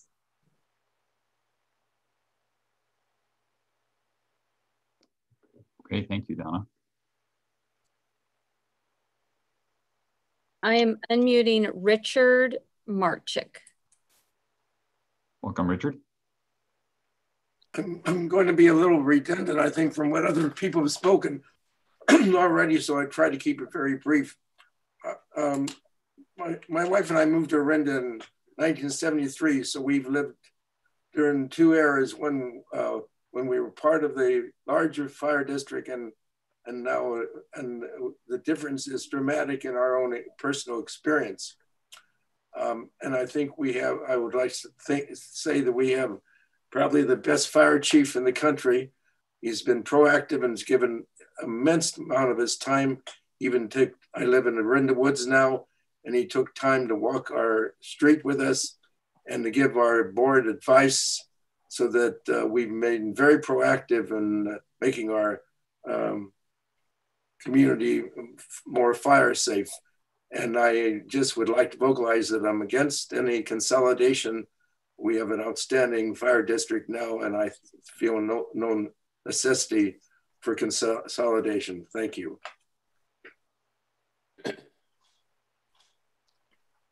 I am unmuting Dick Olson. Welcome, Dick. You're on mute, Dick. Do you hear me now? Yes. Thank you very much.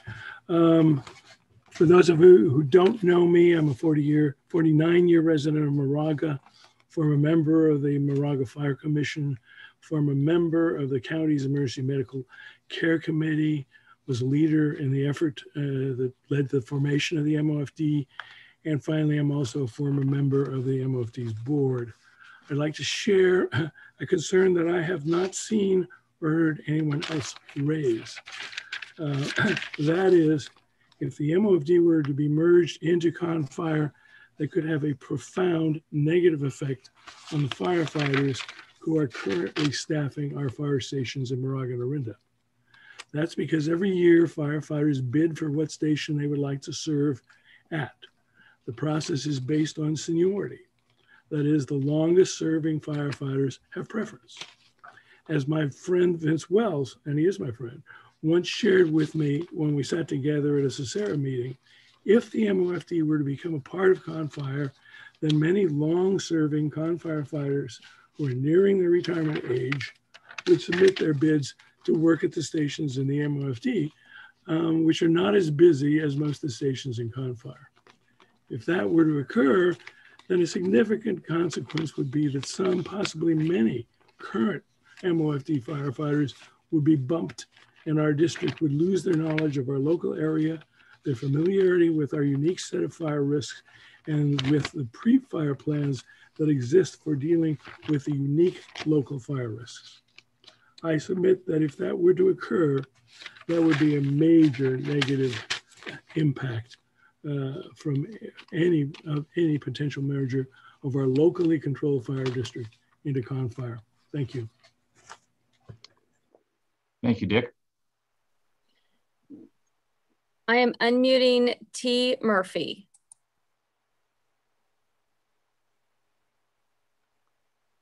Chair Jorgens, can you hear me? Yes. Good. I'd like to thank you and the other board members for your service and staff for being here and providing this opportunity. Like many other people, I sent a letter in. It's number 108 in your packet, your very extensive packet, and I stand behind every word that I wrote in that letter.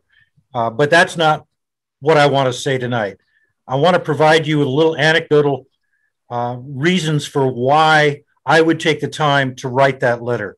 And the first one deals with my neighborhood here in Orinda, 2 doors down from me on La Esperal, where my friends and neighbors went on vacation for a week after hiring a group to come in and refinish their deck. You know where this is going.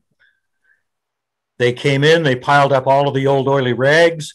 I went out at about 11 o'clock thinking that I smelled some smoke, and eventually got my flashlight, walked down the street, saw the flames, made the call.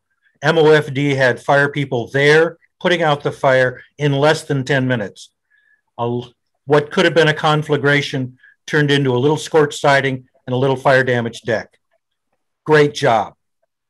Then an old man who shall remain nameless was up his ladder trimming his apple tree, waiting for the football game to start. Well, sometimes gravity wins. My wife helped me down the stairs. I eventually figured out somebody needed to dial 911, which was done by my neighbor who'd come up to see how I was. In less than 5 minutes, the EMS was here from our local station. They loaded me up, put me in the ambulance, and drove me to John Muir. Along the way, the driver, who was a delightful woman, apologized for every pothole that we went in. I didn't realize I had a broken back at the time. But she apologized, unloaded me, got me out. That became my inspiration for going on CIOC and fixing the roads and drains here in Orinda.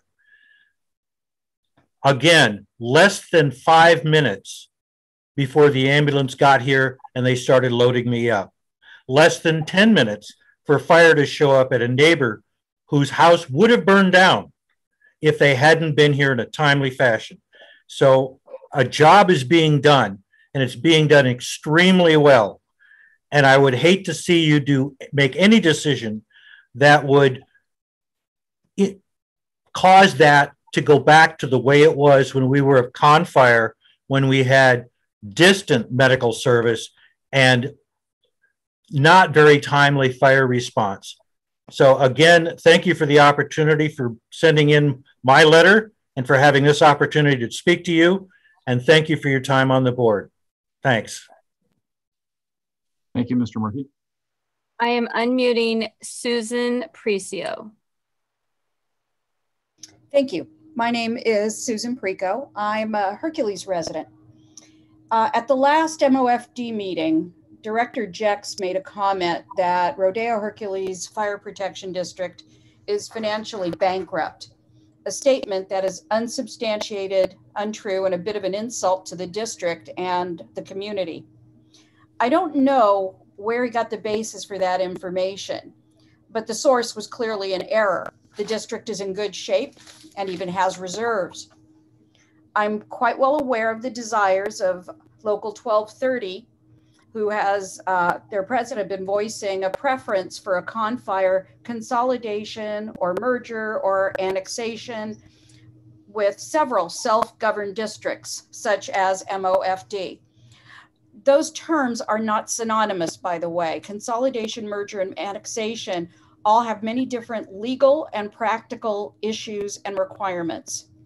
What is a common thread is that the County Board of Supervisors would obtain authority over a larger geographic area, effectively removing local control and reducing the influence of the communities.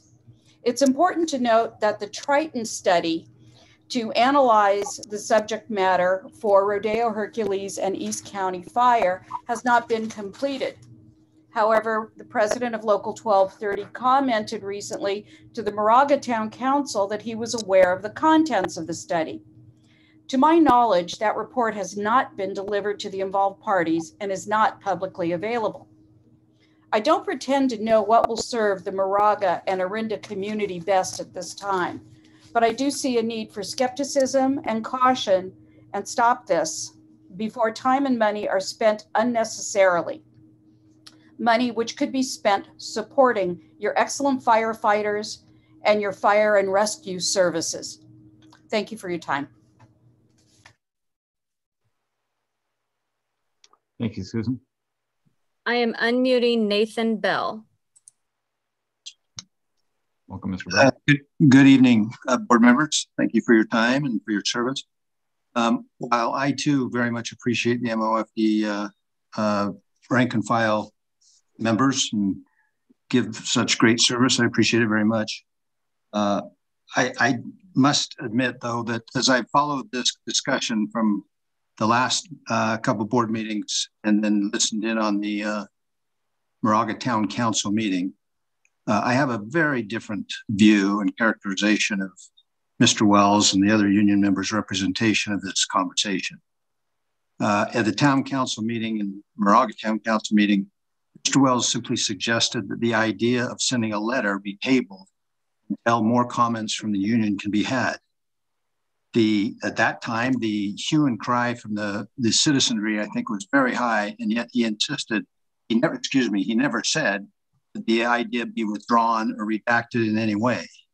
So I'm really confused, and I sense a little bit of a disingenuous attitude here, in that as the citizens have raised their voice, suddenly the union members are backing away from that point of suggesting that there was ever any suggestion whatsoever.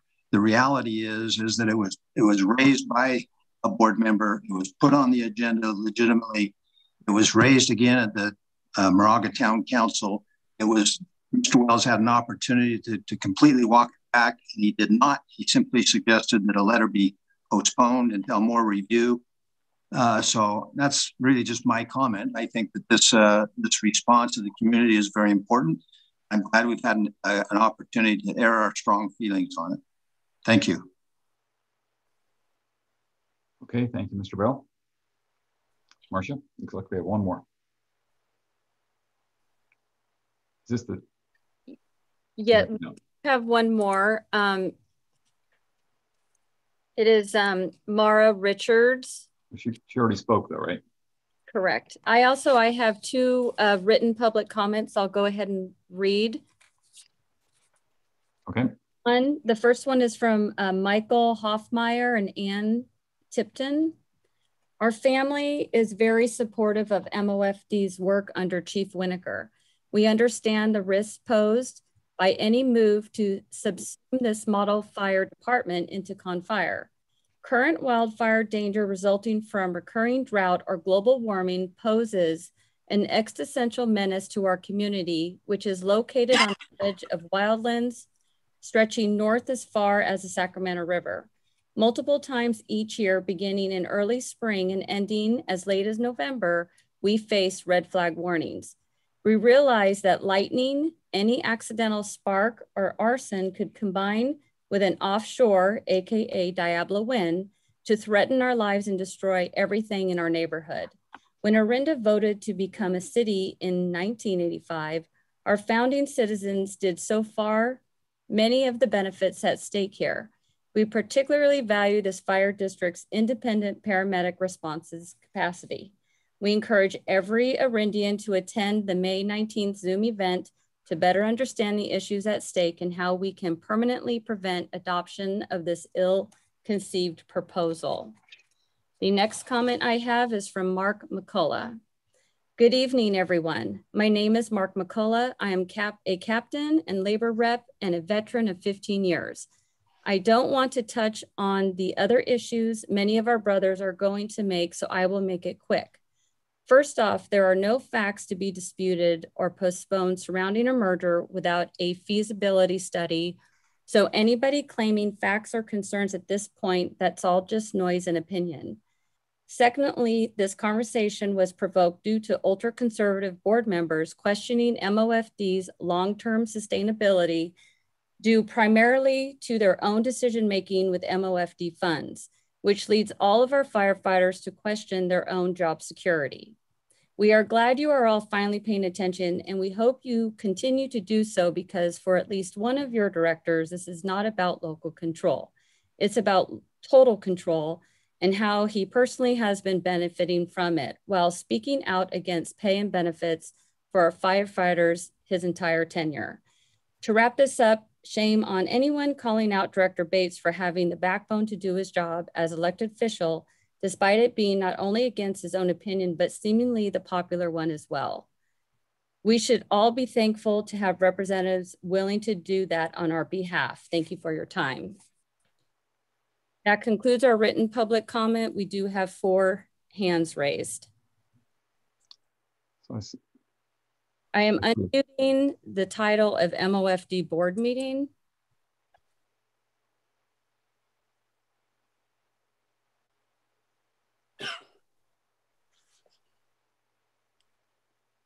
I presume it's my turn. Was it okay? Gordon Nathan here?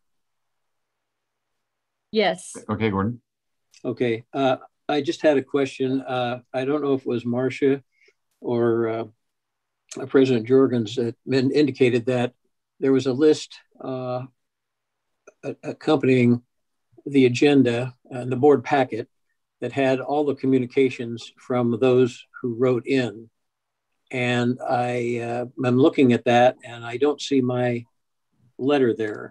And I'd very much like to have that included, unless I've missed something here, included so that members of the public who had the interest to not only look at the board packet, but attend this meeting. So I would like to see my letter included with the communications received from the public, which I don't see it there now. So can that be done? Will you do that?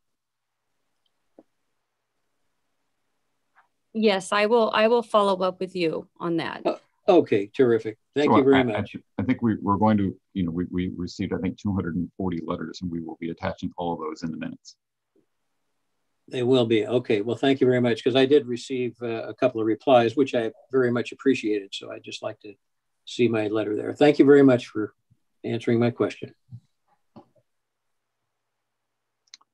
Thank you. Marcia? I am unmuting Bobby Landers. Welcome, Ms. Landers. You're currently mute. Oh, there you go. There we go. I think Can you hear me now? Yes. Thank you very much, President Jorgens, members of the board. I won't take any more of your time, only to say that as a young mother with toddlers, we moved from the Midwest to the hills of Orinda. And the first thing we did was it was July and all these leaves were on the ground. Only they were from oak trees. So being from the Midwest, I said, okay, it's Saturday. Let's rake up those leaves and burn them up and get them out of the way. And 5 minutes later, I met all my neighbors. So I was introduced to the fire situation in California and specifically in Orinda. And believe me, I have been a supporter and lover of those firefighters ever since. I have a whole bunch more stories because I've lived here for a long time, but I won't bore you with them tonight. I just want to say I support everything that our astute Mayor Worth said, and to again thank our firefighters who are just tops. They've been helpful many times for me and my family. Thank you all for serving on the board and representing our community. I hope the subject matter on this agenda that we're speaking to will end with tonight's meeting. I think we've sent you a message. Thank you very much, all of you. Good night. Good night. Thank you. I'm unmuting Jonathan Goodwin. Well, good evening again to all of you who are still awake. Just a few quick things. First, I think calling Chief Winokur best fire chief in the country might be overdoing it just a little bit. I would offer my opinion that on balance, he's pretty darn good. Second, I just want to offer a little sympathy to Director Jex, whom I think inadvertently kind of stepped in the wrong place. And I hope that that resolves quickly for all involved. Third, I want to mention that my recollection when I was on this call in March is very different or significantly different from Captain Wells, President Wells. I remember him saying to the board, you know, you guys are having to work so hard with all this financial stuff. It'd be so much easier if you could just let it go and let the county take care of it. And, you know, it would just relieve you of this burden. That's how I remember his comments. And I remember it having nothing to do with conservative members of the board, as another labor representative put it. And particularly Director Jorgens. I think I've enjoyed a lot of conversations with Director Jorgens, although I think I've agreed with him very little.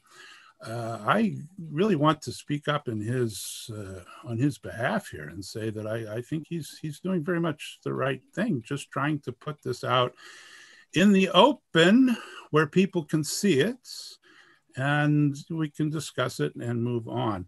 The last thing I want to say is to the Orinda and Moraga councils, you know, it's nice that you guys took votes in '97 and whatever all else you did, but you can see from the chief's summary of the process that you guys really don't have a standing in the matter of the dissolution of the district. And apparently, according to what the chief says, neither do the voters.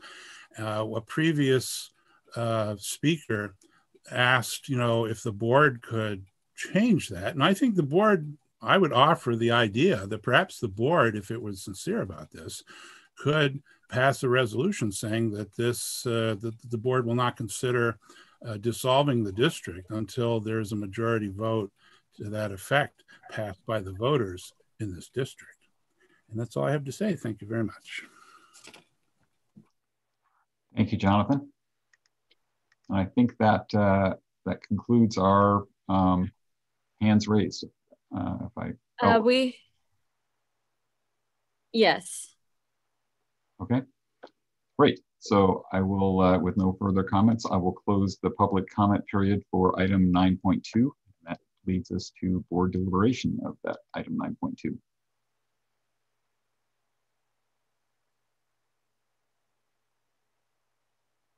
Anyone on the board have anything they would like to say? Yes, President Jorgens, this is Director Danziger. Okay. I just want to, reiterate that this item was placed on the agenda. I just want to make sure everyone understands who's participating. It was placed on the agenda only to get information regarding the process and procedure. There was no hidden agendas by anybody that I'm aware of. But I now fully understand the concerns of the community by even just placing this item on the agenda. Personally, I've learned a considerable amount in the last few weeks regarding this subject, and also about the how much our community cares about our fire district. I can assure everybody listening that this discussion will end tonight, and I don't foresee it being brought up again. We've certainly heard from our constituents, and we've heard overwhelmingly that the public supports the services provided by MOFD and the leadership of Chief Winokur, and that you want to keep our services under local control. I think all that I can speak for myself, and I believe the same things. Now, I'm not done yet. Oh, sorry. A couple more things. That's okay. There's also been some personal attacks and some nastiness that's been going around in the past week or so. And I just personally condemn that as unwarranted and off base and clearly not representative of our community. And I believe that in the 2.5 years that this board has been together, the 5 of us working together, I think we've worked extremely well together, despite some differences, but I believe that the district is better off and safer for how we've worked together.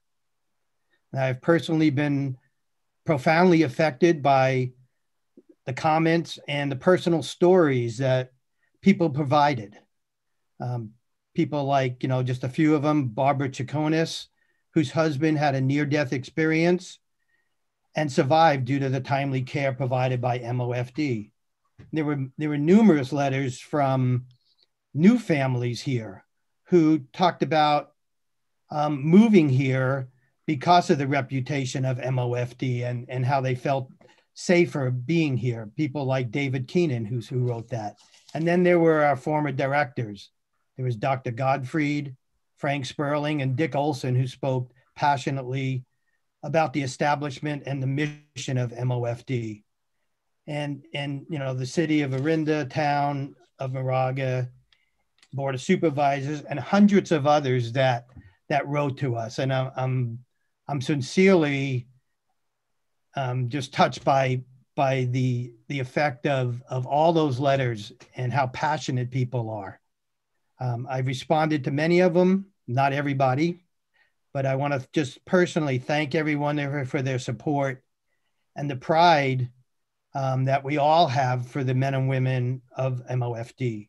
And I just think that this will be placed behind us, and I think we'll all end up stronger for it. Thank you. Okay, thank you. Any other board members want to comment? We do have one hand that has been raised. Mara Richards has re-raised her hand. She's already had at least one time to talk about this and other times to talk. I think we're on to board deliberation at this point. Okay. So do we have any other board members that would like to speak?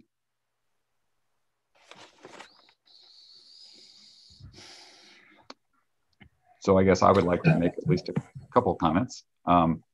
I think, back in March when this first came up, I personally pushed back hard and said, this has come up several times. And I said, I'm sure there are going to, I even admitted there would be the potential for financial savings. And I said, but that's not what it's about. It's about local control.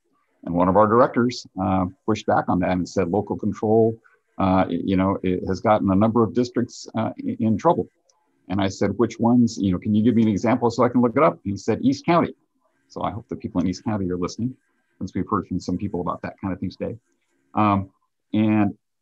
And I said, it's all about local control. And the problem is, as one of the firefighters pointed out today, representing the firefighters, they certainly would not support it. And I don't think anybody in our community would support having a change in our service, a lowering of our service. And I certainly would not support that. We have a tremendous fire district. We have tremendous leadership, tremendous firefighters, brave firefighters, and I'm fully supportive of everything they do. And I always have been.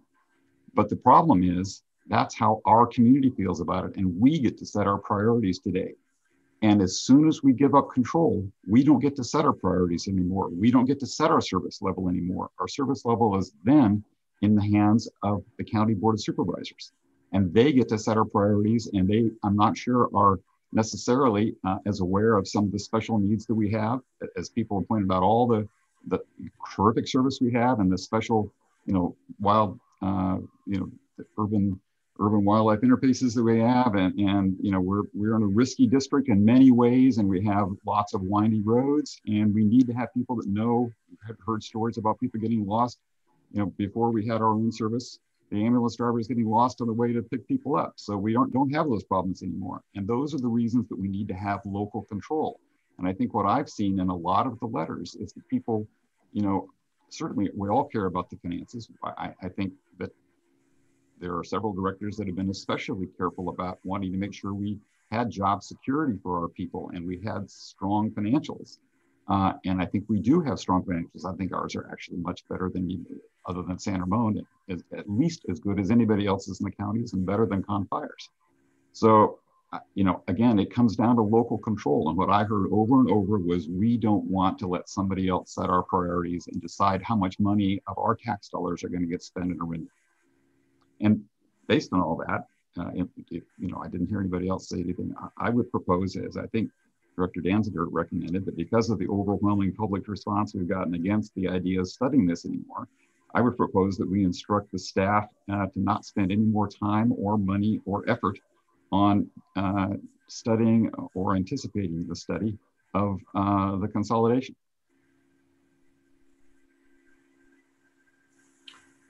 This is Director Jacks. I'm just going to make a comment. I agree with you, Craig and Steve. When the issue originally arose, I was kind of angry because it seemed as a diversion onto a topic of something which I felt was unwarranted. It was, other situations I think I've experienced over my career, large consolidated, whether it's school districts or others, often when there's lack of local control, quality, attention, needs, all the things that are important in terms of service, which I think we've had and had demonstrated in terms of our firefighters, as well as our leadership team that have been creative and visionary in terms of what needs to be done to really help to make things fire safe. And I just thought would be diverting our attention to the wrong thing. Going through the process and having listened to the City of Orinda's council, as well as to the City of Moraga's meeting, which I participated, well, I didn't participate, but I was listened to it. It's aware and confirmed, and in the end, I thought it's been kind of an interesting process to deliberate in the community, because it really helps to heighten the importance, the support of the district, the leadership that we have that will help to reduce the risks and improve service, as well as providing a secure future for the firefighters who have dedicated their lives and their careers to serving the community. So in the end, I've had the last few days kind of a feeling of gratitude for the outpouring of input and how much they value, the community values, the services that are being rendered. And so I, for one, I think it's a dead issue and hope it does die today. Any other comments? Agreed. So should we direct the staff to not spend any more time or money on doing this, on this study? I don't know that we have to, but yeah, that'd be fine with me. Go ahead.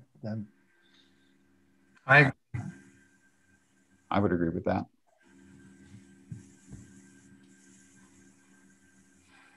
Okay.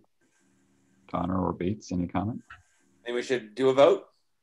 Okay. No, I don't think so. I don't think we vote. Well, we can make a motion. No. It's a direction to staff. I think it would be appropriate. I mean, you can count noses, so to speak. I think it'd be appropriate to hear from everybody, but I don't know if you would need to vote. Okay, so we've heard from 3 people. I would agree that we not spend any more resources on looking into this issue. I think it's been overwhelmingly stated by board member, public, town council, city council, that they don't want to see any change in our services and want to maintain local control. And I think I'm in agreement with that. I will echo what all the directors have said. I agree. We don't need to go any further with this discussion. Okay, thank you. Chief, do you have the appropriate direction then? Or you understand your direction, not whether it's appropriate or not, at least you understand it. Yes, sir. I understand the direction. Okay, so we can close the discussion on that. We've given the chief his instruction.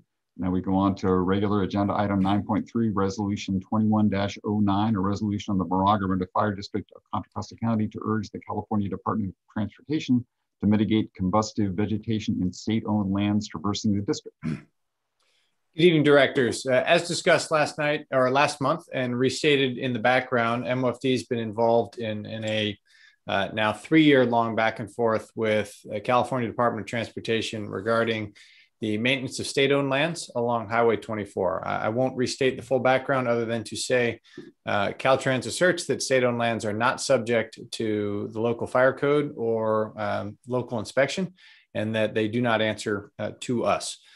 Moving ahead to the second portion of the staff report underway ahead, the failure of Caltrans to maintain the state-owned land along Highway 24 has created unsafe conditions which threaten our community and increase the risk of uncontrolled wildfire.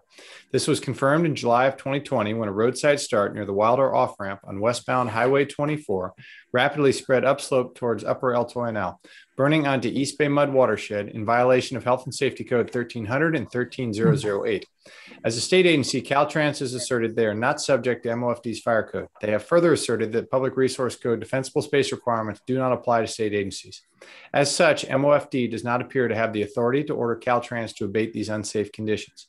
Staff recommends adopting Resolution 21-09, a resolution of the Moraga-Orinda Fire District of Contra Costa County to urge the California Department of Transportation to mitigate combustive vegetation on state-owned lands traversing the district. Staff's recommendation is to discuss, deliberate, and adopt the resolution as written.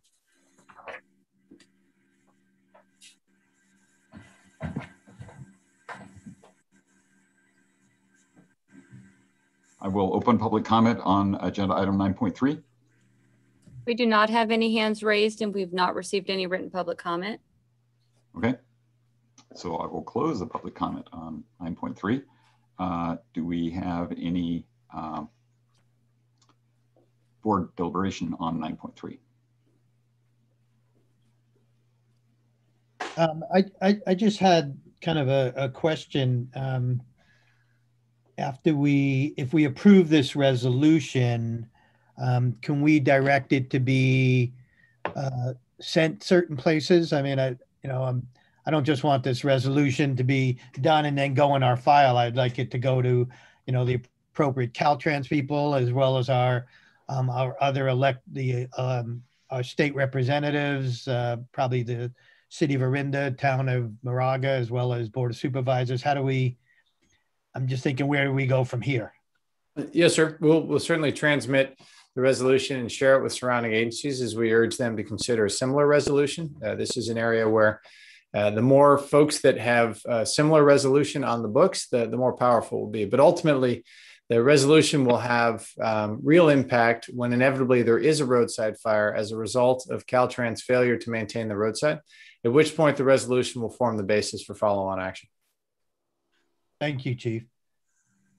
Yeah, I just think it's a, reading the report, going back and looking into the previous times that you've reported out to us. I just think it's egregious that Caltrans hasn't followed through on all their promises, and I think this will, I don't know what will come from this. Hopefully it'll get the notice at least of our elected officials, Senator Glazier and Assembly Member Bauer Kahan, and maybe they'll be able to take some action at their level.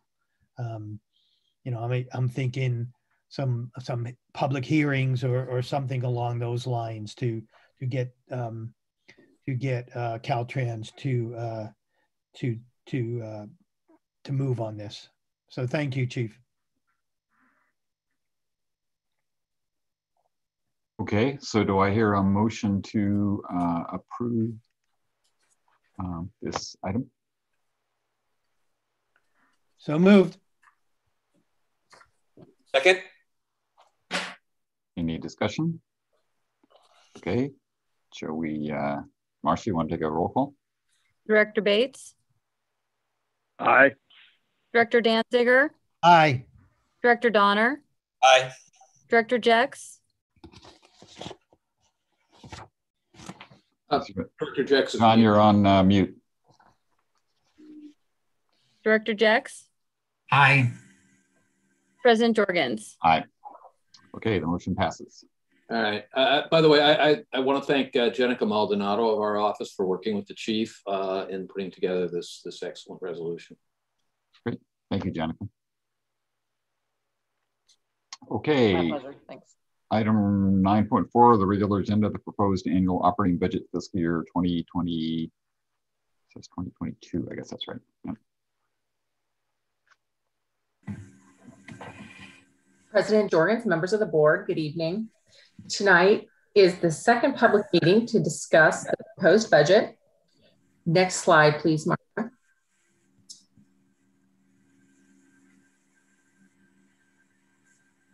Last month, a public board budget workshop was held. Tonight is an opportunity for additional public input and additional board direction. The budget is scheduled for adoption at the June board meeting, which is best business practice. The latest date the board can adopt the budget is October. Next slide, please.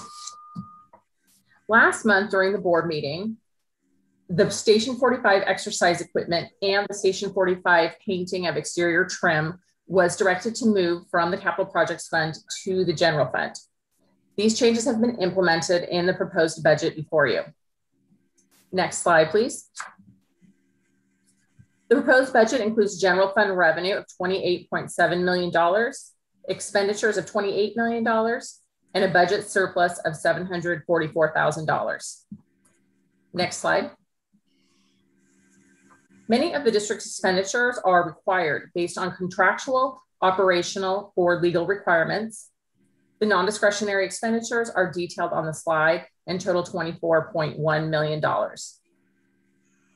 Next slide, please. Some expenditures are not mandatory, however, represent a continuation of effort. These expenditures are listed on this slide and total $3.8 million. Next slide. This slide shows the authorized positions that are funded in the proposed budget. This is the same number of positions as last year. Next slide. Chief Winokur will highlight a few of the goals for the new fiscal year. Good evening, directors. Among highlights, in addition to continuity of effort and continuation of our existing plans and programs, of which there are no recommended, we're not recommending eliminating any programs. For emergency operations, our primary goal for next year is the development of a comprehensive wildland fire response plan. This is in accordance with one of the 7 lines of efforts outlined in our strategic wildfire prevention plan. It's not to say that we currently do not have a plan, but this is an updating and a development really intended to pre-plan the entire wildland perimeter in accordance with best practices and lessons learned over the last several years of out-of-county campaign fire responses, as our members have developed experience and expertise on those large-scale fires. We're bringing those back and incorporating those into a comprehensive wildland plan, which is primarily designed to address what will happen during the later stages of a multi-alarm fire. As we have exceeded the fire suppression capacity of MOFD and other local area resources that are familiar with the area. And as we start to see the massive inflow of out-of-area firefighters who are not familiar with our areas and do not have our radio systems, this plan is intended to seamlessly absorb them and efficiently put them to work in the interim period before an incident management team comes on scene during the 2nd or 3rd operational period and takes control of the incident in unified command with MOFD resources. For emergency medical services, we'll continue to provide COVID-19 support to district personnel, as well as to Contra Costa County Health for both response and the COVID-19 vaccination effort, which we've been supporting throughout the spring and into early summer. And for training, the primary goal is development of the training site, which is currently underway as far as construction and assembly of the training site at Station 41, which will allow us to significantly increase our structure response training opportunity by having a dynamic and reconfigurable training site, which has been a critical vulnerability identified in district strategic plan over many years. Next slide, please. For fire prevention, we see a continuation of the community chipping services.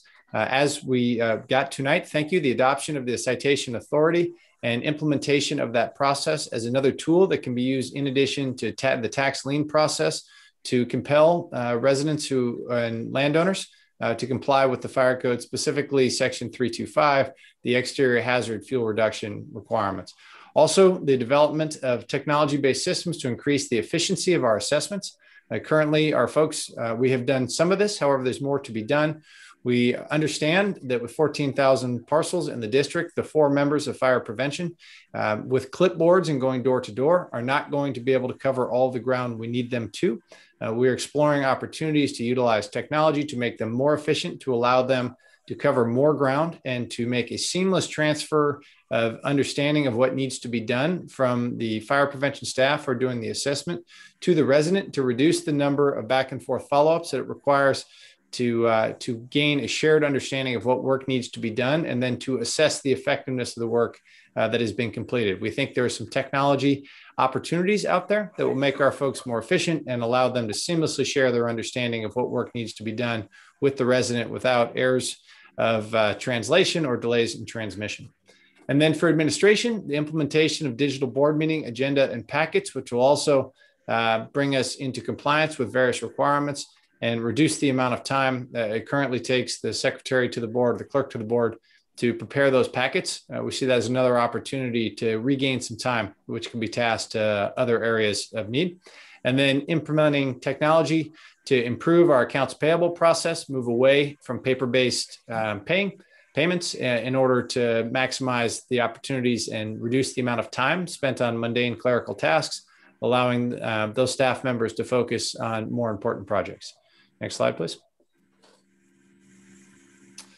For proposed expenditures in the Capital Projects Fund, as previously addressed, we're recommending the purchase of a chipper and truck that's in lieu of the lease option that was used this year, as well as the items for life packs and oxygen generators associated with our provision of ALS service. We recommend the purchase of an additional utility pickup, which is also used for out-of-county deployments, where we're able to recoup a significant portion of the acquisition cost over the life of the utility. During the non-fire season portions of the year, that utility is available for a variety of tasks, to include our prescribed fire and fuel reduction efforts within the district.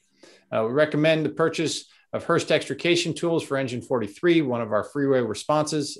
These are e-hydraulics. They're lighter, they're more mobile. They replace aging systems that are very heavy. It reduces the number of people required and the amount of time required to get the extrication tool to the vehicle side, particularly when working on steep slopes for vehicles over the side. Anyone who follows Pulse Point has seen Anytime there is rain on Highway 24, we see a significant increase in accidents, sometimes accidents on top of accidents, and anything that decreases the amount of time our members on the roadside, that reduces their exposure to risk from being struck by other motorists in those conditions. We also recommend landscaping upgrades at Station 42 and 44 to bring them in compliance with not only the fire code, but with best practices for fire-resistant landscaping, and generally refresh the exterior appearance of those stations. Total for these recommended items is $458,000. Next slide, please. So tonight we're seeking board direction with regard to the available property tax revenue due to the conclusion of the pension obligation bonds in the amount of $2,154,000. Also seeking direction with regard to the items of the general fund discretionary expenditure budget. Seeking direction with regard to financing and the associated timeline for the Station 41 administration rebuild project. Seeking concurrence on the proposed capital projects, and any other direction the board cares to provide with regard to the proposed budget. And as recommended best practice, any direction provided would come back to the board for adoption of the budget in June, noting that if the board feels additional time is needed, there can either be additional special meetings scheduled, or it can be carried over to July. As mentioned before, this is not a best practice, but the statutory requirement for adoption of this budget is no later than October. Next slide, please. And with that, we'd be happy to take any either questions from the staff or questions from the board or direction as you may provide. I think does the board have any questions? I think normally the process is, we can ask questions and then we get public comment. Glorianne, this is Director Jex. On page 274, there's a statement on the revenue and expenditure relative to the pension debt. And it shows in fiscal 21, 4.8 million, and in revenue up in the top. And then on page, or on 2020, it's 2,653,000 revenue. The expenditures for the two periods are 4,500,000, 4,700,000. In 2022, I assume it's the timing. Is that difference? Yes, that's the way the bonds were structured. So, yes. So it's the timing of the payment in 1 year, which is tax revenue collected in the previous year. Yes, exactly. Okay. Yeah, I just want to make sure that there wasn't, I assume that's what it was.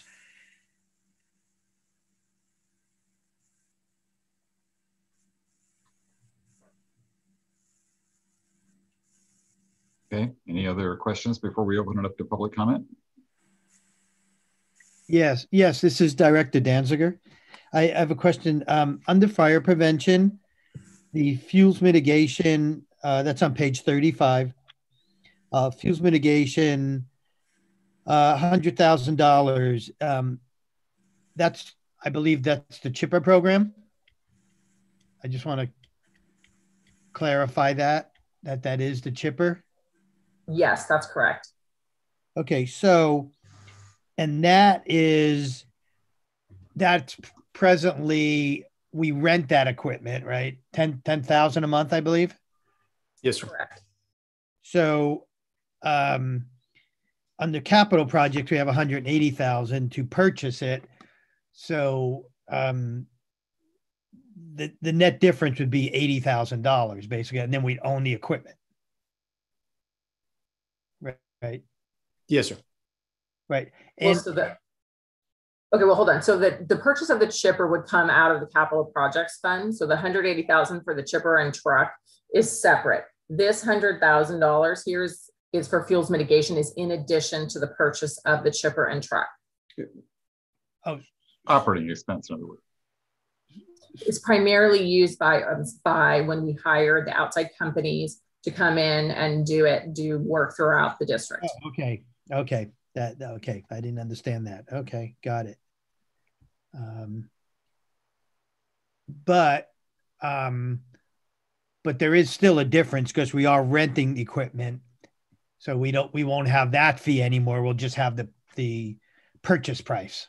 Yes, sir. It'd be a one-time purchase, and that was yes, sir. It would, if the chipper program is something that we will continue to offer. Purchasing makes an awful lot of sense.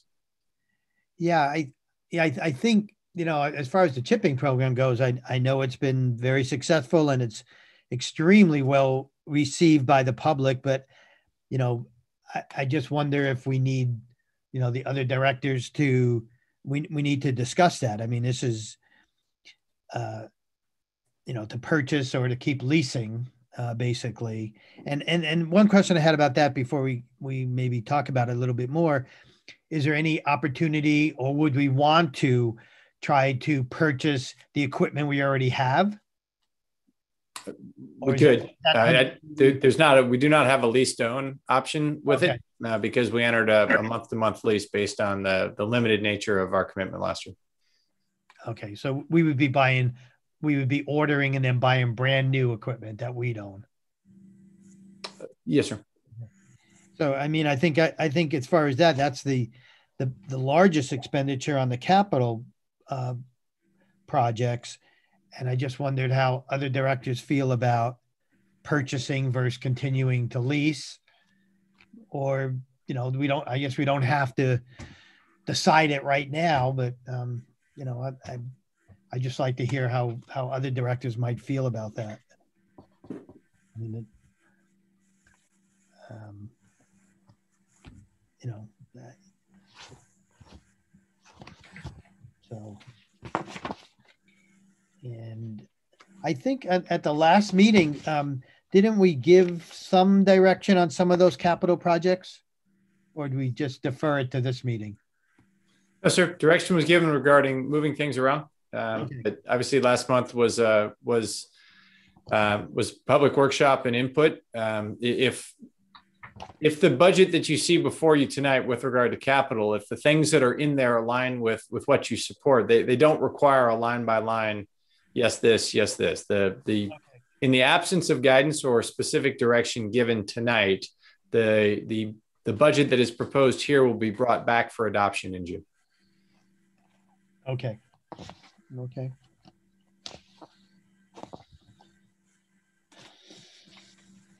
So I guess if we're through with questions, I can turn it over to public comment if that's okay. Do we have any more questions? Yeah, I have one more too. I recall, I think it was last meeting. I think it was last meeting or the meeting before that we approved a grant to put solar on our firehouses. And yes, sir. So will that affect that? I know it's not a big dollar amount, but I imagine that would we be, besides using gas, would we be off PG&E's grid? No, sir. We're not. No, sir. So any solar system will reduce your monthly bill, but the purpose of the system and the purpose of the grant was to provide continuity of power during a public safety power shutoff. So while it's premature because we have not awarded the contract and the RFP is still out, the intent of those systems is going to be a solar system with a battery backup sized or built with the goal of providing uninterrupted power in conjunction with our existing generator systems. There will be a savings on our monthly electric bill, but we are not going to be off the grid, if you will. Okay, thank you. Thanks for clarifying that. You probably told us before, but thank you. Any other questions of the chief before I turn it over to public comment? Okay, I'll open it to public comment then. Marcia, do we have anybody that's raised their hand? We do have 4 hands raised. I've also received 1 written public comment. I'll go ahead and read that into record from Mark McCullough.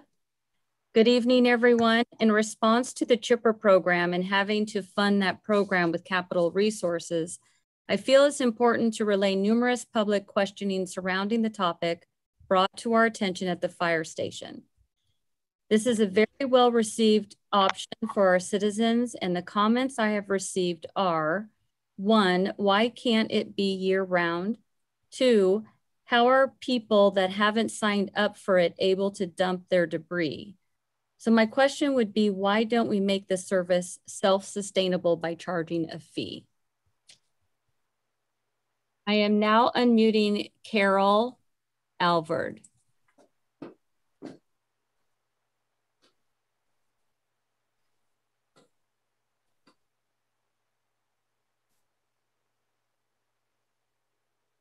Carol?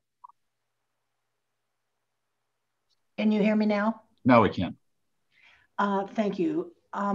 As part of technology, are you considering or are you already using drones for assessment of properties and so forth? And for the utility pickup, if that continues as part of the budget, are you considering looking into an electric pickup? Yes, ma'am. From the top, we have a robust drone program due to privacy concerns. We don't use the drones for inspections of occupied parcels. We do use them for the large undeveloped parcels. So we're not looking at homes and people in or around homes, but we are using them to visualize difficult to reach areas of those large undeveloped parcels. With regard to the pickup, no, we are not considering an electric pickup. These vehicles are used in out of county situations where there's not access to a charging station. And they regularly burn through a full tank of fuel in a single day. And given the emergency nature of the assignment, it would not be practical to have them limited to the range of the battery with current technology. Okay, Marcia? I'm unmuting Jonathan Goodwin. Welcome again, Jonathan. Well, good evening to everybody. Again. Two things. One, a comment for Mrs. Holbrook. In your housekeeping monologue, at the beginning, and maybe at the beginning of every agenda item, you might explain to people that they have to unmute themselves, that when you say I'm unmuting X also has to unmute themselves. It seems like not everybody has cottoned on to that procedure. The other comment is regarding sort of, if you will, sparked by Director Danziger's comments. It's a question for the chief that I hope will not be answered by the word next. And the question is regarding the problem of having the entire staff for chipping, take off after a year or be on leave, which I guess is a little more difficult to deal with. But I mean, I don't know how many directors have fed a chipper, but it is grueling work. So I'm wondering if after this first year's experience, the chief has come up with some ideas about how to have more continuity of staff going year to year, so it's not always starting staff in terms of the chipper program, so it's not always starting over again. Thank you. That's a great question, Jonathan. Thank you for the input on unmuting. We'll certainly add that to our future opening monologue, if you will. So with regard to the chipper, number one, it's a limited term position. It's limited to 3 years. The position was created with an understanding that this is not a career position. This is a position for folks who are looking for an entry into the fire service. It is a mix of both chipping as well as education, outreach, and inspection. So it's really all of the above. And we invest a significant amount of time in professional development to keep faith with the employees, to help them on their journey onto full fire service employment. Of the 3 who we have had who have left, several are now, 2 of them are now working for fire agencies. And the other is working in this field, in working for himself, doing the same kind of work. So I agree with you. It is always going to be a challenge to sustain folks who are cheerful and engaged and excellent public speakers and are willing to defeat a chipper for significant portions of their workday.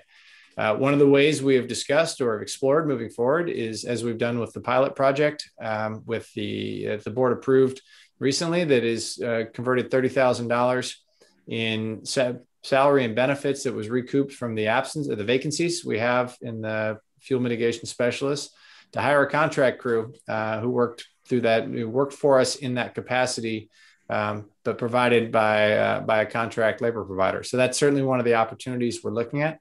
But I would say that the root answer to your question is this was always intended to be a limited term position as it was structured in the job announcement. And we expect that there will continue to be turnover, whether it is if the primary portion of the day is spent doing fuel mitigation work, specifically feeding a chipper and associated tasks, or if it's spent doing inspection or education and outreach. This is intended to be a stepping stone for people who are seeking a career in the fire service, and we do anticipate that we'll continue to have high turnover in it. Okay.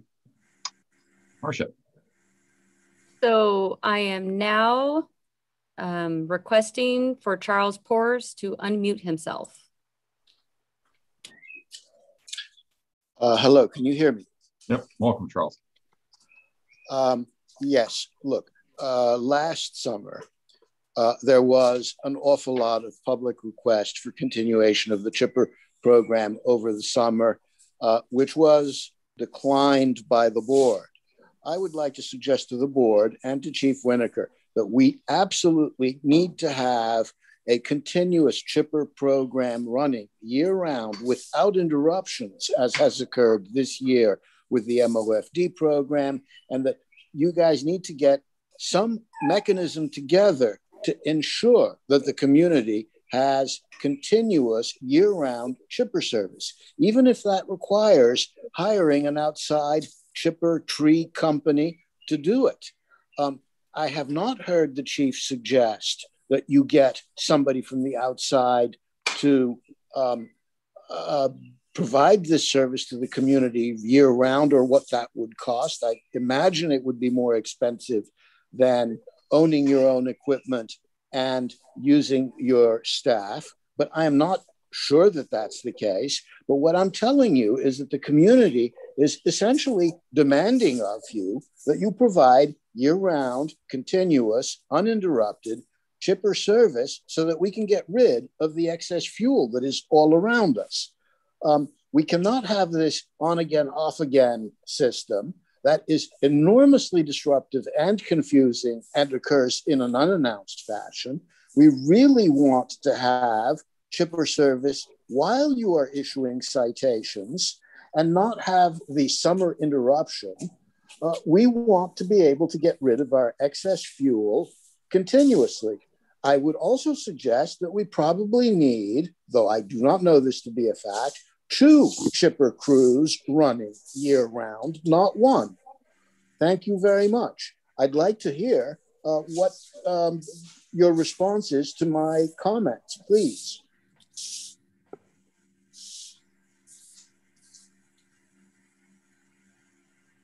Well, I think for at least this summer, at either the last or the prior board meeting, we did agree that at least for part of the summer, we were having, well, up through June, mid-June at least, we will be spending some money that we hadn't spent earlier in the year, this year, to hire private crews to go out and do that during the time when the MOFD crews are doing inspections.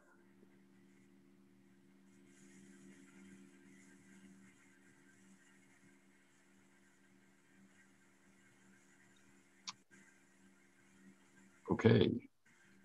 So we have another hand raised. I am now requesting a council member from City of Orinda, Miller, to unmute herself.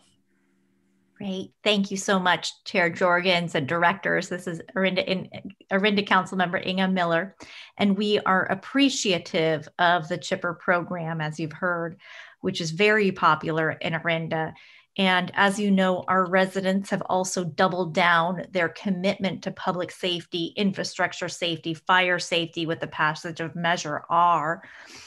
Those efforts have included ramping up with our own chipper program that we are organizing in concert with you and with your assistance on the infrastructure there. And that Measure R funding and the Measure R chipper are intended to provide services and projects that are in addition to and not replacement of fuel mitigation work of MOFD and programs like and including the chipper. Fuel mitigation is one of the central job duties of MOFD, and one of the reasons that our residents came together in Orinda and Moraga to form the district. And this board and the chief and fire marshal have been central in focusing on that mission and tending to that mission, which has in past years not been the focus that it has been. And we're very appreciative of that. And it's very important to continue down that road and for our Measure R funding to not supplant those efforts and things, programs like the Chipper. So thank you for your service, and we look forward to continuing to work together. Thank you, Councilmember Miller. That concludes our hands raised and written public comment. Okay, so now we're on to, I'll close the public comment period on 9.4. And now we're on to board deliberation. It says deliberation. In reality, I think we're just giving feedback to the staff about what to do, and it will be on next time's agenda for approval. Chief, this is Director Donner. I have a question regarding what Councilmember Miller was just talking about and the Measure R Chipper program. I know it's important that we suspend our program, our Chipper program, to go in inspection and compliance for our parcels and evacuation routes. Can that Chipper program work in conjunction during our inspection compliance time? Yes, sir. I mean, the intent here is that as the city is able to procure a truck and chipper, and as an agreement is reached with how to staff it, that unit will go into service utilizing our existing system to reduce the potential for duplication or confusion on the part of the public. That chipper will go into service limited to the city of Orinda and will run year round. So there would be nothing about our obligation to conduct inspections that would interfere with the chipper program intended or envisioned by the Measure R allocation the city of Orinda has made. Okay, thank you.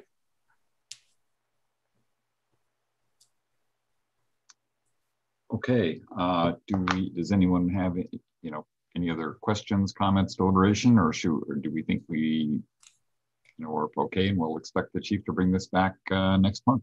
Well, hi, this is Director Danziger. There is a matter of beginning the process for the rebuild of Station 41. And I don't believe at this point that anything is reflected in the budget for that. I think there was a question about that in there. No money's been included in the budget. From our last discussion we had last month, I feel that it's prudent to start the process. I mean, we're not going to build it in the very near future, but I would like to see some funds put in this budget.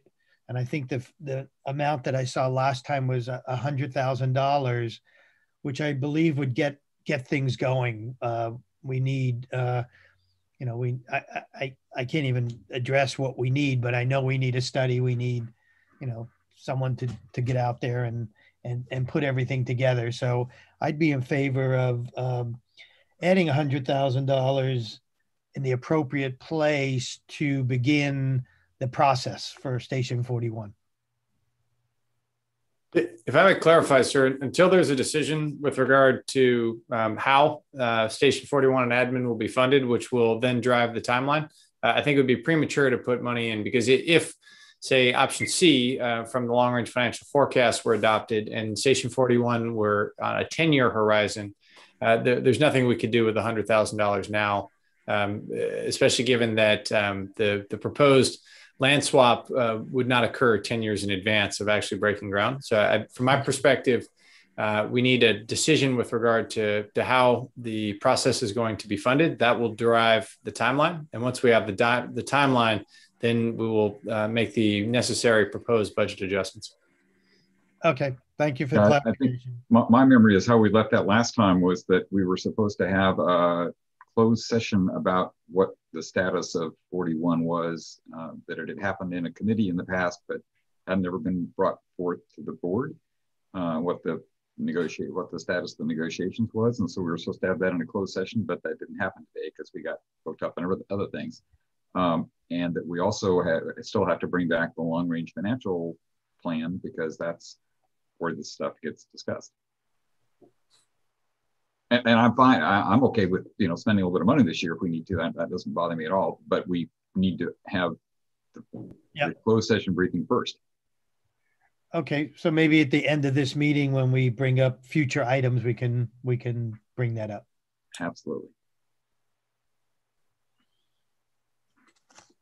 Okay. Any more deliberation? I think it sounds like we're going to have a couple things on our agenda for next time. So then we can go on to a regular agenda item 9.5, resolution 21-08, adopting revised rules of procedure for board meetings and related functions and activities, board rules and procedures. And I think we have maybe both John Holtzman and Amy Ackerman to guide us through this. That's right. Good evening, President Jorgens, members of the board, Chief Winiger. I'm Amy Ackerman. I'm an attorney, worked with John at Renee Public Law Group. We had been asked to take a look at the rules and see if we could make some changes to them, to update them, and so forth. This is an opportunity to introduce this item to you. I know it's been a long evening. You are likely to want to take some time looking over these rules.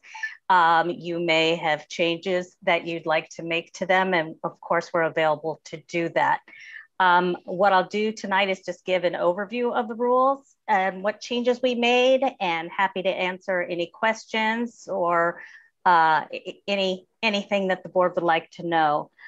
Just by way of background, before we took on the review, we reviewed the provisions of the Brown Act at Government Code Section 54950, the Fire Protection District Law of 1987, which of course governs the fire district, and that is located in the Health and Safety Code of California.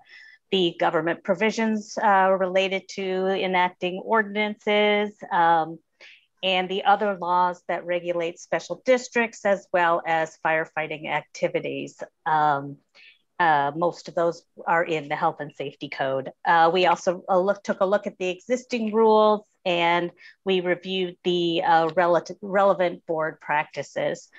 So what we wanted to do, first of all, was to ensure that the board rules were in compliance with all of the governing laws that govern the district. We found there were places that needed some updating in order to be compliant with the law. So that was our goal number one.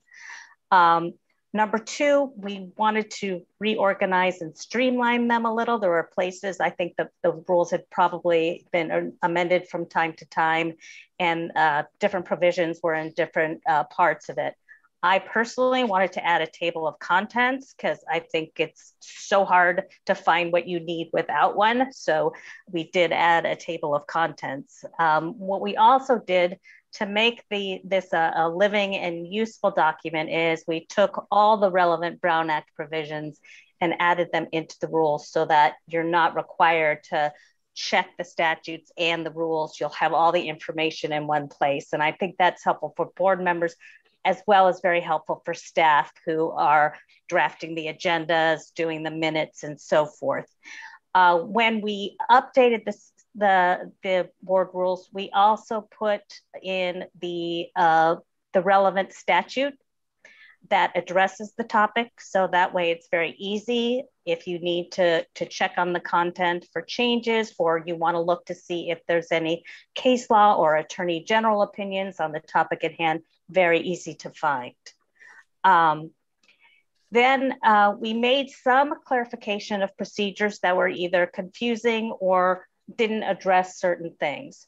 So one of the things we clarified is there are certain rules in the fire district law, fire protection district law, certain things that have to be done by ordinance, certain things that have to be done by resolution. So we've added that in so it's all in one place. I know that President Jorgens had a wonderful suggestion that we add into the rules all of the actions that take a supermajority, because those are outlined in the fire district law and a couple of other places. I think that's a great suggestion. So I will, in the next iteration of rules, attach those there. That way it's all in one place. There are certain requirements that apply to adoption of the budget. We've stuck that in, so that's in there.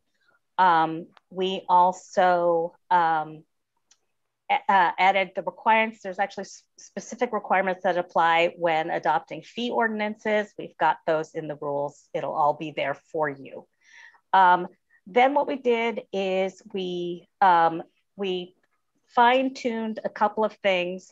When you sit as the Board of Appeals, for example, when you hear abatement issues and so forth, there are fair process rules that are basically not from a specific statute, but are from case law that the courts have handed down. So we've made slight changes to those rules to make sure that they comport with fair process laws. And just by way of example, a big case came out in 2020. So the law is constantly changing. So we take a look at all the different laws, both statutory, case law, attorney general opinions, to make sure we're keeping everything in compliance. We clarified how the agenda is set. Right now, it's clear that the clerk actually puts the agenda together, but we've clarified that the actual items of business are set by the chief, the president of the board, and general counsel in concert. We also clarified the public's rights when making public comment. There was some public comment in different. There was statutes that sort of deal with the public and sort of rules in different parts of the agenda. We tried to put all of that together to make it easy in one place. We clarified that, of course, the public has right to criticize policies of the board or board members' actions or omissions, but we also clarified that those comments cannot fall into hate speech or discriminatory conduct because, of course, our district employees are entitled to a workplace free of discrimination and harassment.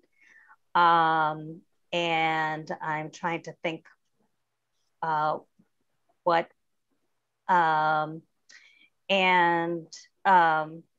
those are the main changes. Obviously, there's a lot here that has changed. So I'm happy to answer questions. I'm happy to walk you through the agenda. It's been a long evening, I understand. So if you want to take this and do some study and come back to it next month, that is also an option for you.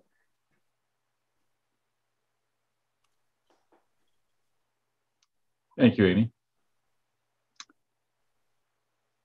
So do we have any questions from the board to Amy? Yeah, this is Director Jex. Amy, the issue of quorum and voting that I think you said Craig had indicated, is that item 3.4 on page, it's I guess 290 of our agenda? Quorum and vote, yes. So that's where that would be expanded. Well, I think what I might do, because it gets kind of detailed, is have a page at the back, and we'll refer to that and we'll list out all the actions that require either 4/5 vote, or I think there may be one or two that actually require unanimous, and we'll just add that on so you have it and it'll be right in your rules. So you'll be ready with the knowledge of what requires a supermajority. Okay, thank you. Hi, this is Director Danziger. I have a couple of things. First of all, great work. This is much clearer. I really appreciate having the government codes there and the references for the Brown Act. I think that was great. So one of the changes was to eliminate the positions of board secretary and treasurer. Well, that's a recommendation. It certainly recommendation. Yes. Well, the reason I'm mentioning that is I seem to remember when I was board president, there was at least one time that I can remember, and I can't remember specifically, but that we needed, it was some kind of finance measure, and I believe we needed a signature from the treasurer.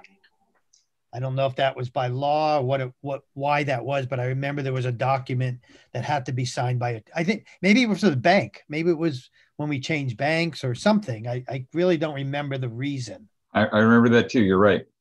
Well, the thing is the fire district law sets out specific duties for a district treasurer, says it could be the county treasurer or district, but it is actually something that I think staff does.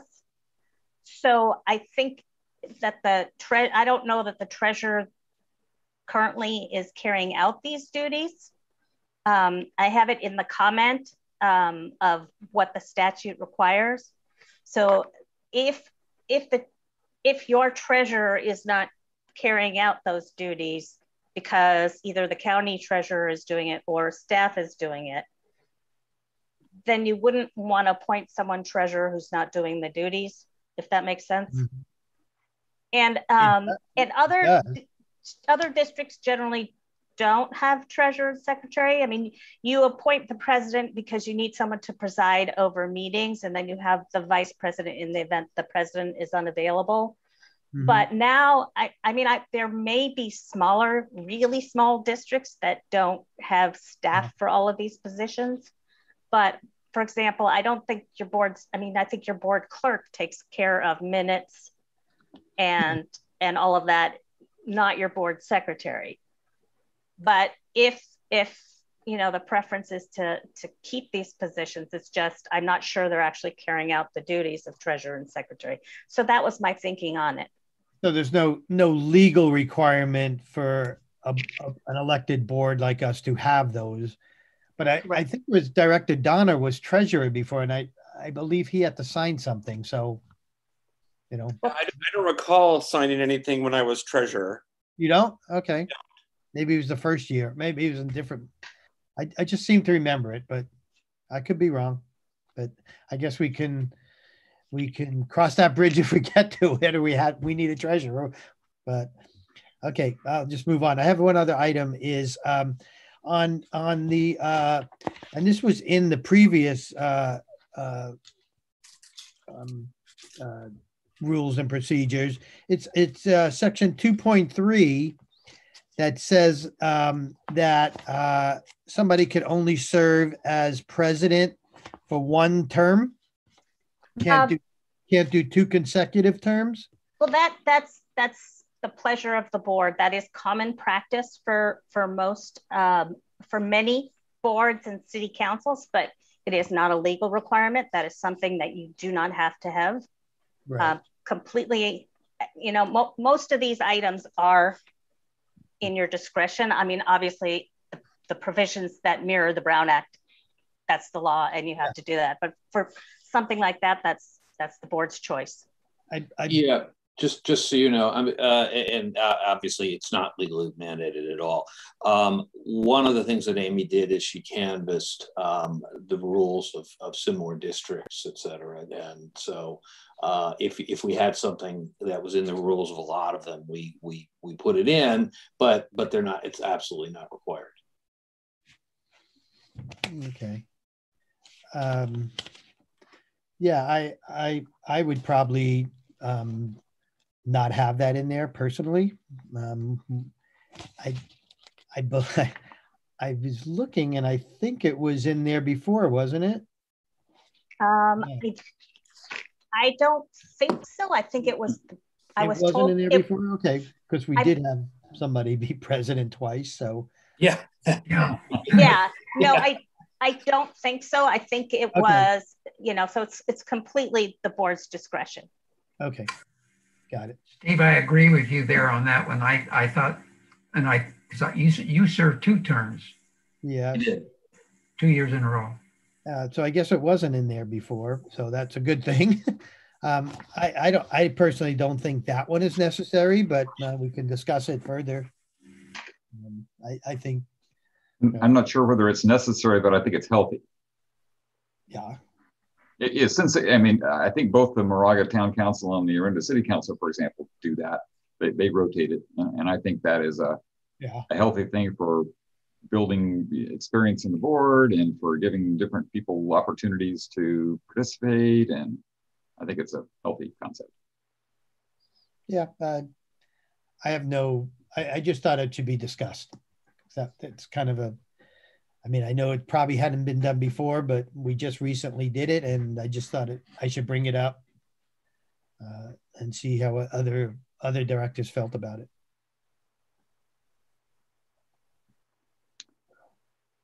So I guess if we're through with our questions, the normal process would be that we would then ask for public comment, and then we can actually have deliberation.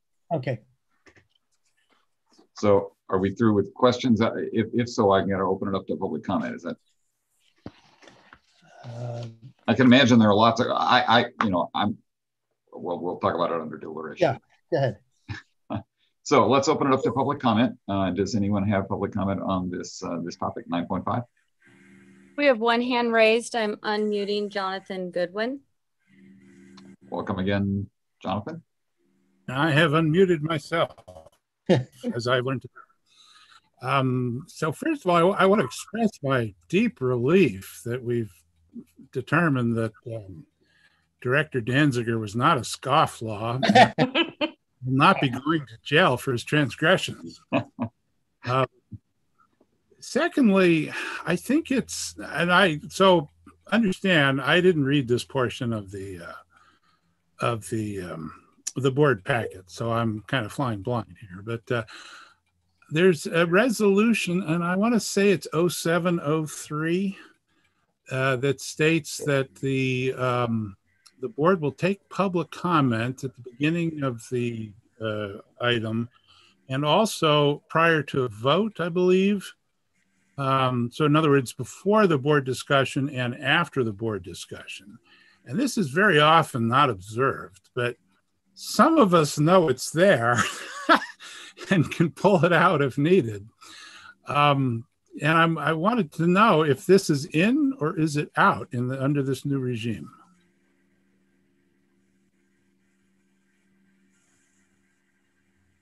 Amy, I'll let you. Yes, it is out because the Brown Act requires public comment on the item before or during deliberation. It didn't, I mean, if the board wants to take public comment twice, I suppose it can. It's not legally required to, and there is case law that says, this is a government process, and the board has sort of a duty to act in a reasonably efficient manner.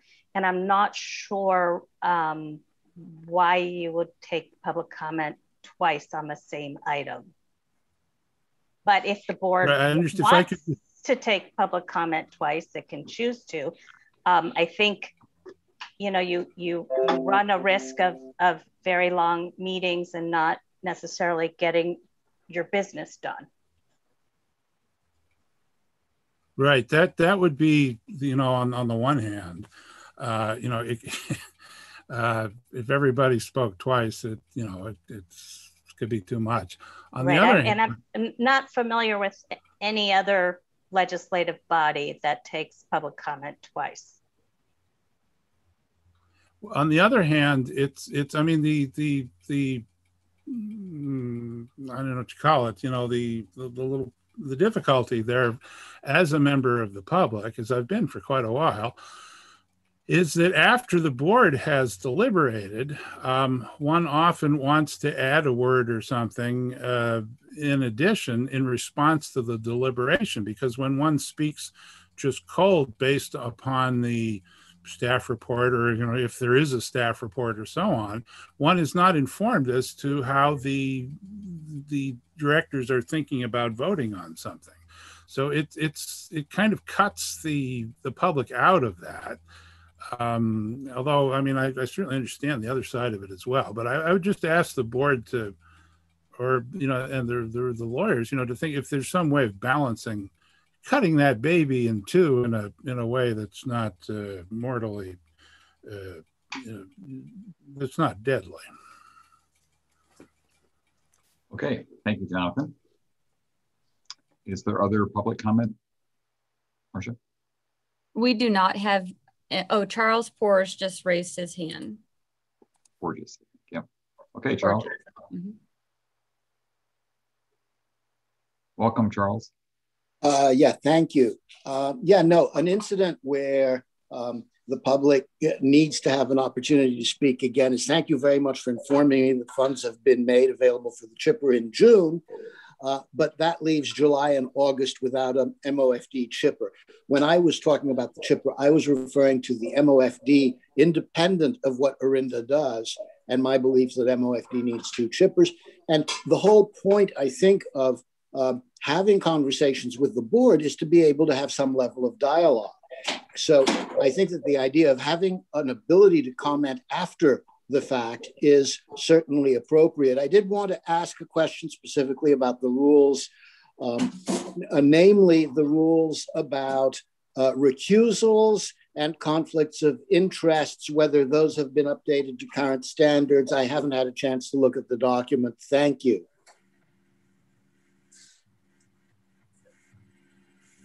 Thank you, Charles. Marcia, do we have anyone else? We do not have any more hands raised, and we've not received written public comment.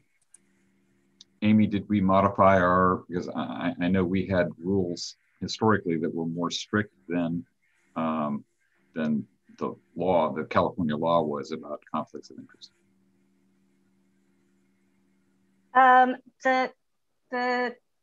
So there's at least 3 areas of law that govern conflicts of interest, and they're very complex.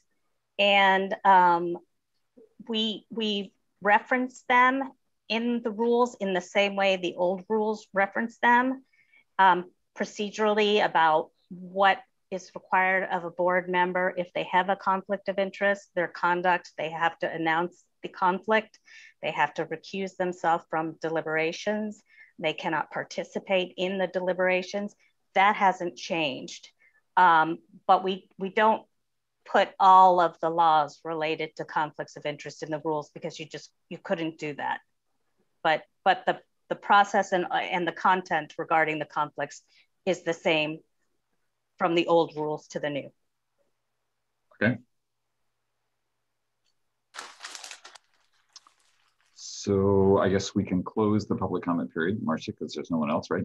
Yeah, we did have one question in the chat from Stephen Trotter asking, did your attorney inquire with CSDA about what they have on hand for these types of rules? What is the CSDA? The California Special Districts Association, they do put out some materials. Yeah, we looked at similar fire districts, special districts when putting these together. Generally, I can tell you that regardless of the type of whether it's a district or city council, rules are very similar because they fill in the gaps that aren't in statutes and address procedural matters. And these rules are consistent with what the standard practices are. Okay. So Marcia, is there any more public comment? No, that concludes our public comment. Okay, so I'll close the public comment. Then do we have any board deliberation about this? I have another question, Director Danziger here.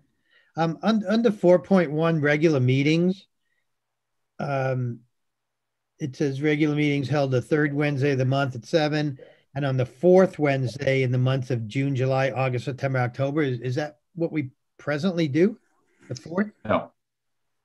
My understanding is that because you'll be hearing a lot of abatement actions during the summer, and there is the statute requires, for some reason, abatement hearings to be held at regular meetings.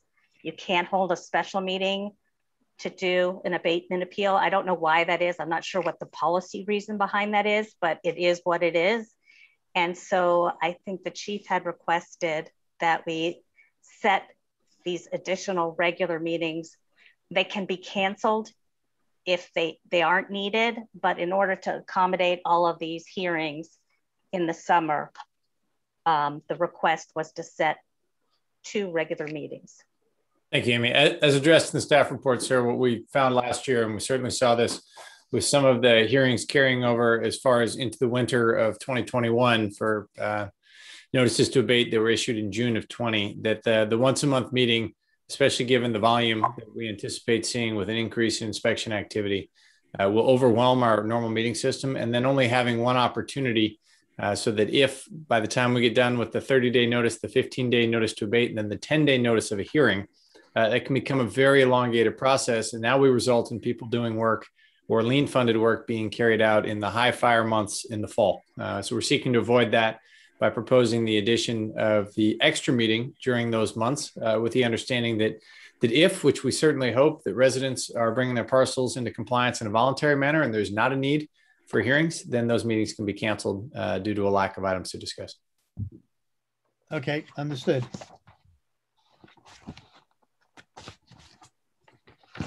So any other questions, comments, whatever from the board? I'll say that I had a chance to read through it, and because it wasn't what I would call a marked version, we didn't actually get to see, and because I know it was a major redraft. So, and Amy did a great job, and thanks for bringing all these complicated things together. But for me, it's really hard to kind of do the compare and contrast quickly, or in the relatively short amount of time we had to do all this. So I would personally, since I know we already have some things we're going to be changing anyway, I would like to have more opportunity to review it and see, sort of side by side what changed and what's going to be in there again. So I would like to, continue this at the next board meeting if that's reasonable. I would definitely agree with that. I would like to have more time to go over this a little more thoroughly. Agreed. Agreed too. Same here. Okay. In the meantime, if there are questions about, because obviously this stuff is pretty complicated, feel free to contact me or Amy. Actually, if you contact me, I'm just going to put you in touch with Amy. So you could cut out the middleman here, and she'd be happy to sit down with you and at least sort of sit down with you on Zoom and go over it. Absolutely, happy to do that. Great. Director Donner, are you okay with that too? I am. Thank you. Okay. Great. So. Thank you, everyone. I guess we'll add this to, well, I know it's going to happen, but we're going to add it to next time with this agenda also. Okay, regular agenda item 9.6, approval of grant management policy to allow the fire chief to accept no match fuel reduction grants for services up to $200,000. Good evening, directors. The district's grant management policy, which is included as attachment A, requires the board of directors to accept all grants and appropriate funds before grants are expended. At the April 21st, 2021 board meeting, the board directed staff to update the policy to allow the fire chief to accept no match fuel grants for services up to $100,000. Fire chief is requesting authority to accept no match fuel reduction grants for services up to $200,000.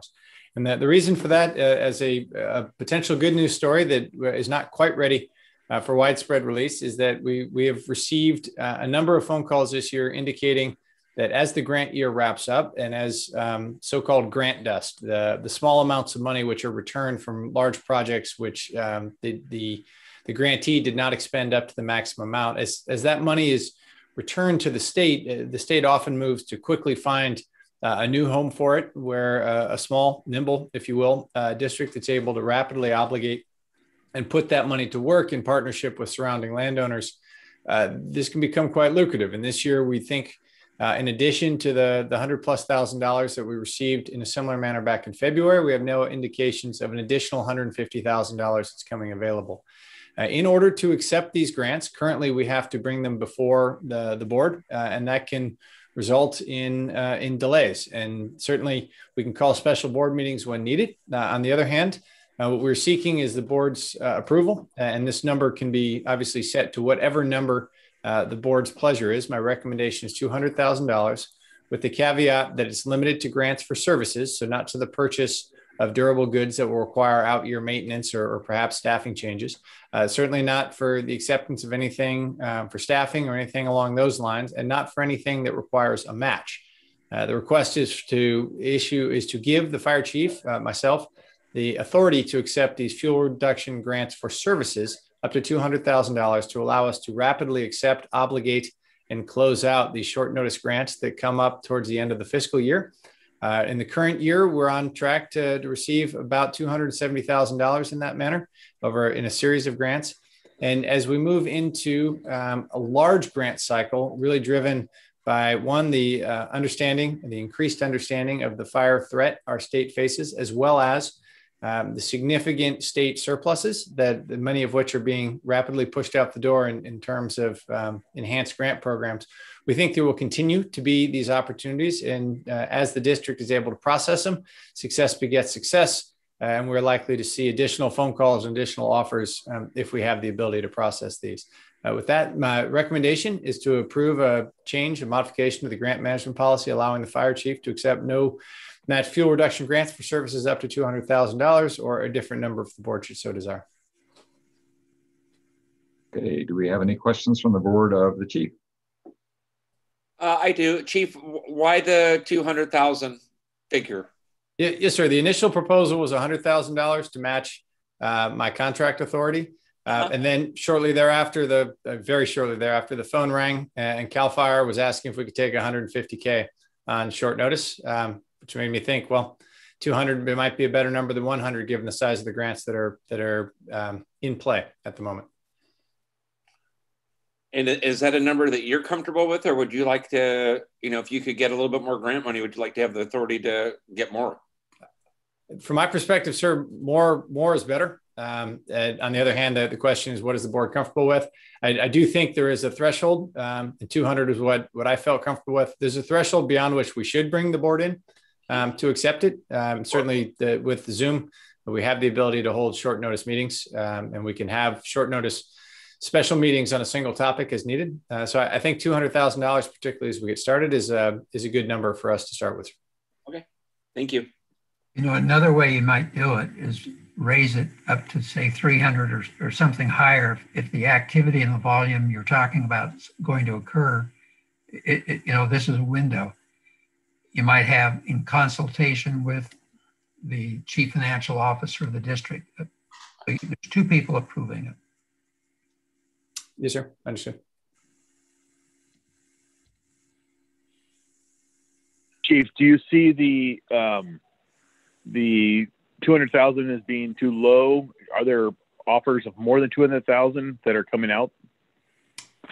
Not yet, sir. No, I mean, historically, this stuff was we've got between 5 and 30 grand. Can you spend it in 2 weeks? Kind of stuff.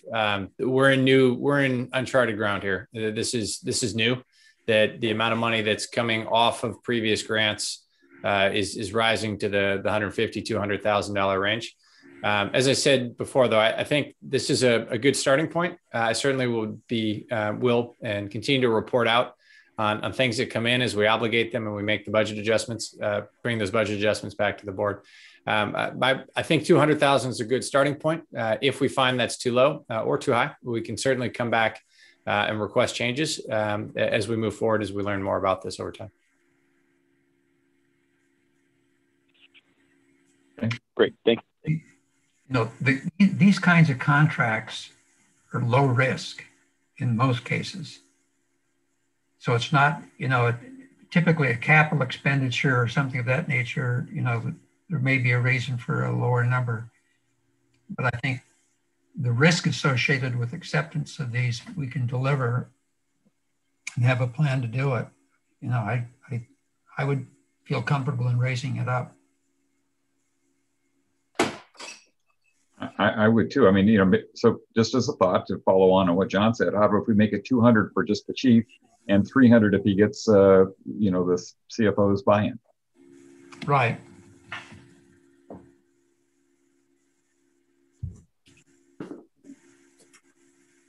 I'm okay with that. Same. Oh, and I guess we're supposed to get public comment on this. Sorry, we're sort of we're mixing our. So, unless we have other questions, I mean, let's go ahead and open the public comment on that real quick. Marcia, do we have any public comment? Yes, Jonathan Goodwin. Hey, Jonathan. Hey there. I hope you're not getting too much wind across the microphone here. You guys have run your meeting so long, you cut into my hot tub.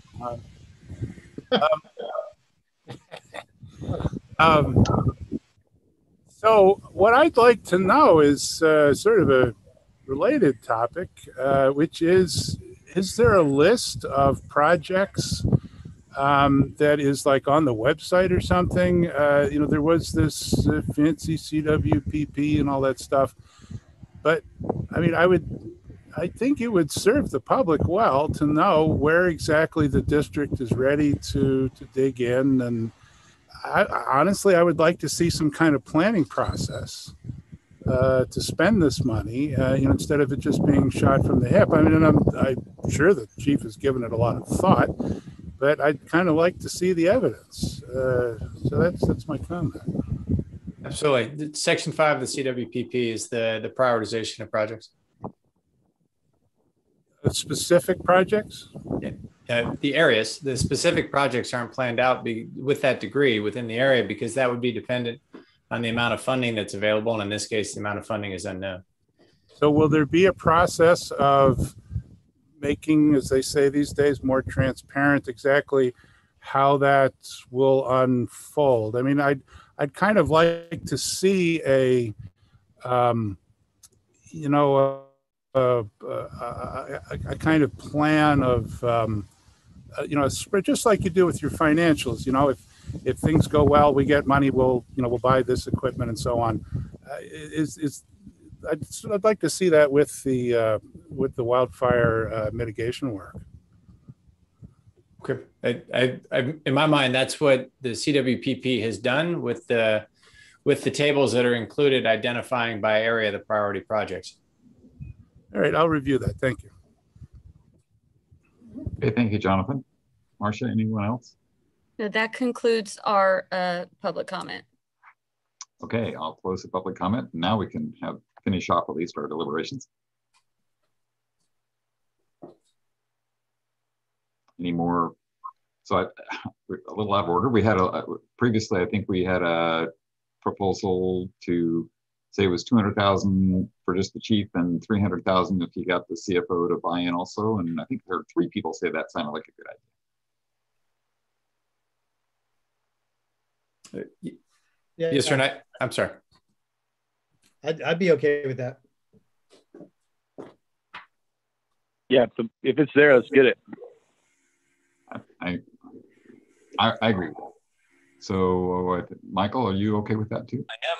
Okay, great.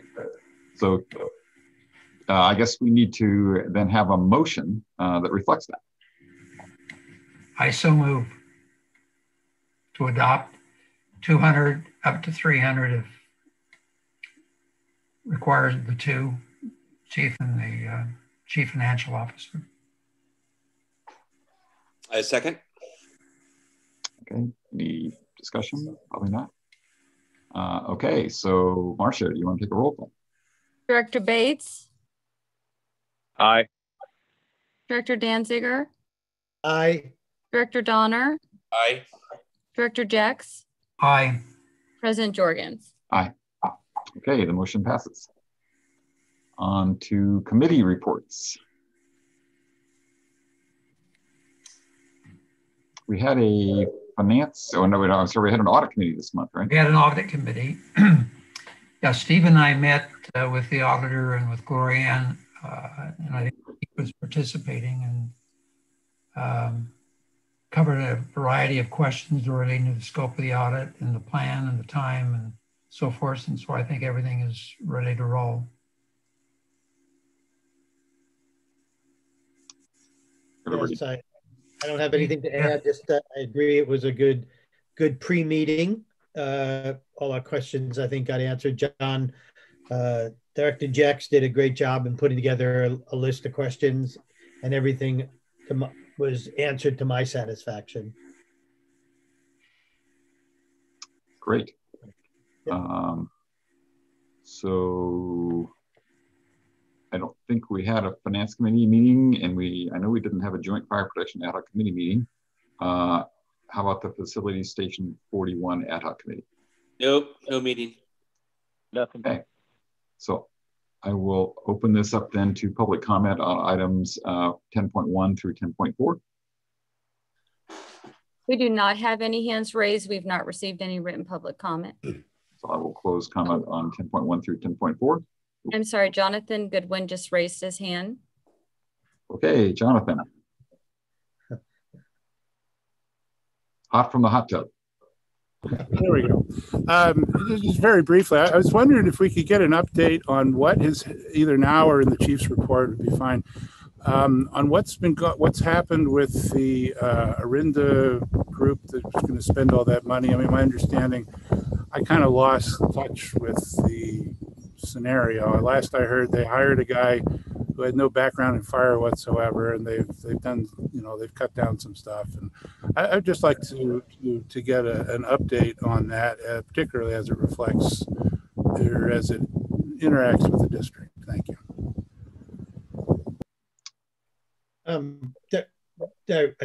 Director, President Jorgens, I don't think we've had a meeting in a few months, right? I mean, I don't.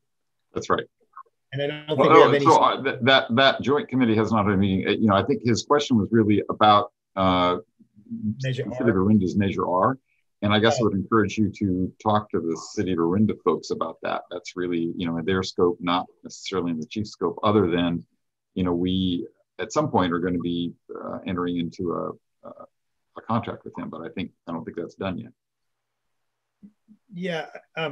One thing I'd say is those, for Jonathan, anyone else listening, those meetings are held on the second Wednesday at 6:30, and you can attend those meetings on Zoom.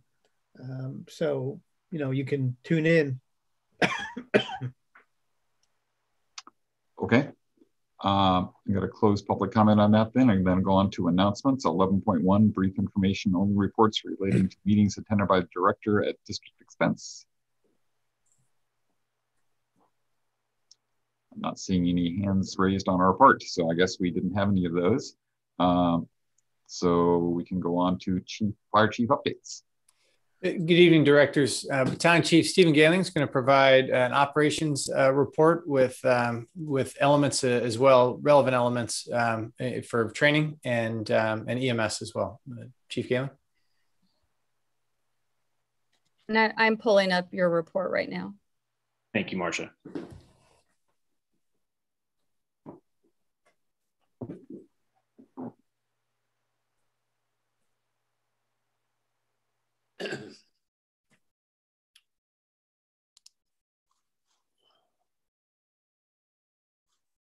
Okay, good evening, directors.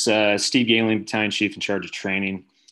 A few things as far as what's been keeping the members of MOFD busy for the last months. Quite a busy training schedule here for the last 2 to 3 months, with the expectation that this schedule is not only going to get busier, but trying to get things done before a expected busy and early wildland season. So, first topic, which is on our calendar for the beginning months of the year, is water supply, which I know was also brought up earlier in this board meeting. A few scenarios that we incorporate with water supply are long driveways and long distances to fire hydrants. So crews conducted multi-company drills, coordinating with relay operations, and also coordinating with the joining agencies who we had participate with us on several of these drills. Along with long driveways, we had several hydrants in our district where we have to incorporate, or we only have 2.5 hydrant connections where we have to supply hose or conduct water supply with 2.5 inch hose when we don't have access to our standard 4.5 inch LDH connection on the hydrant.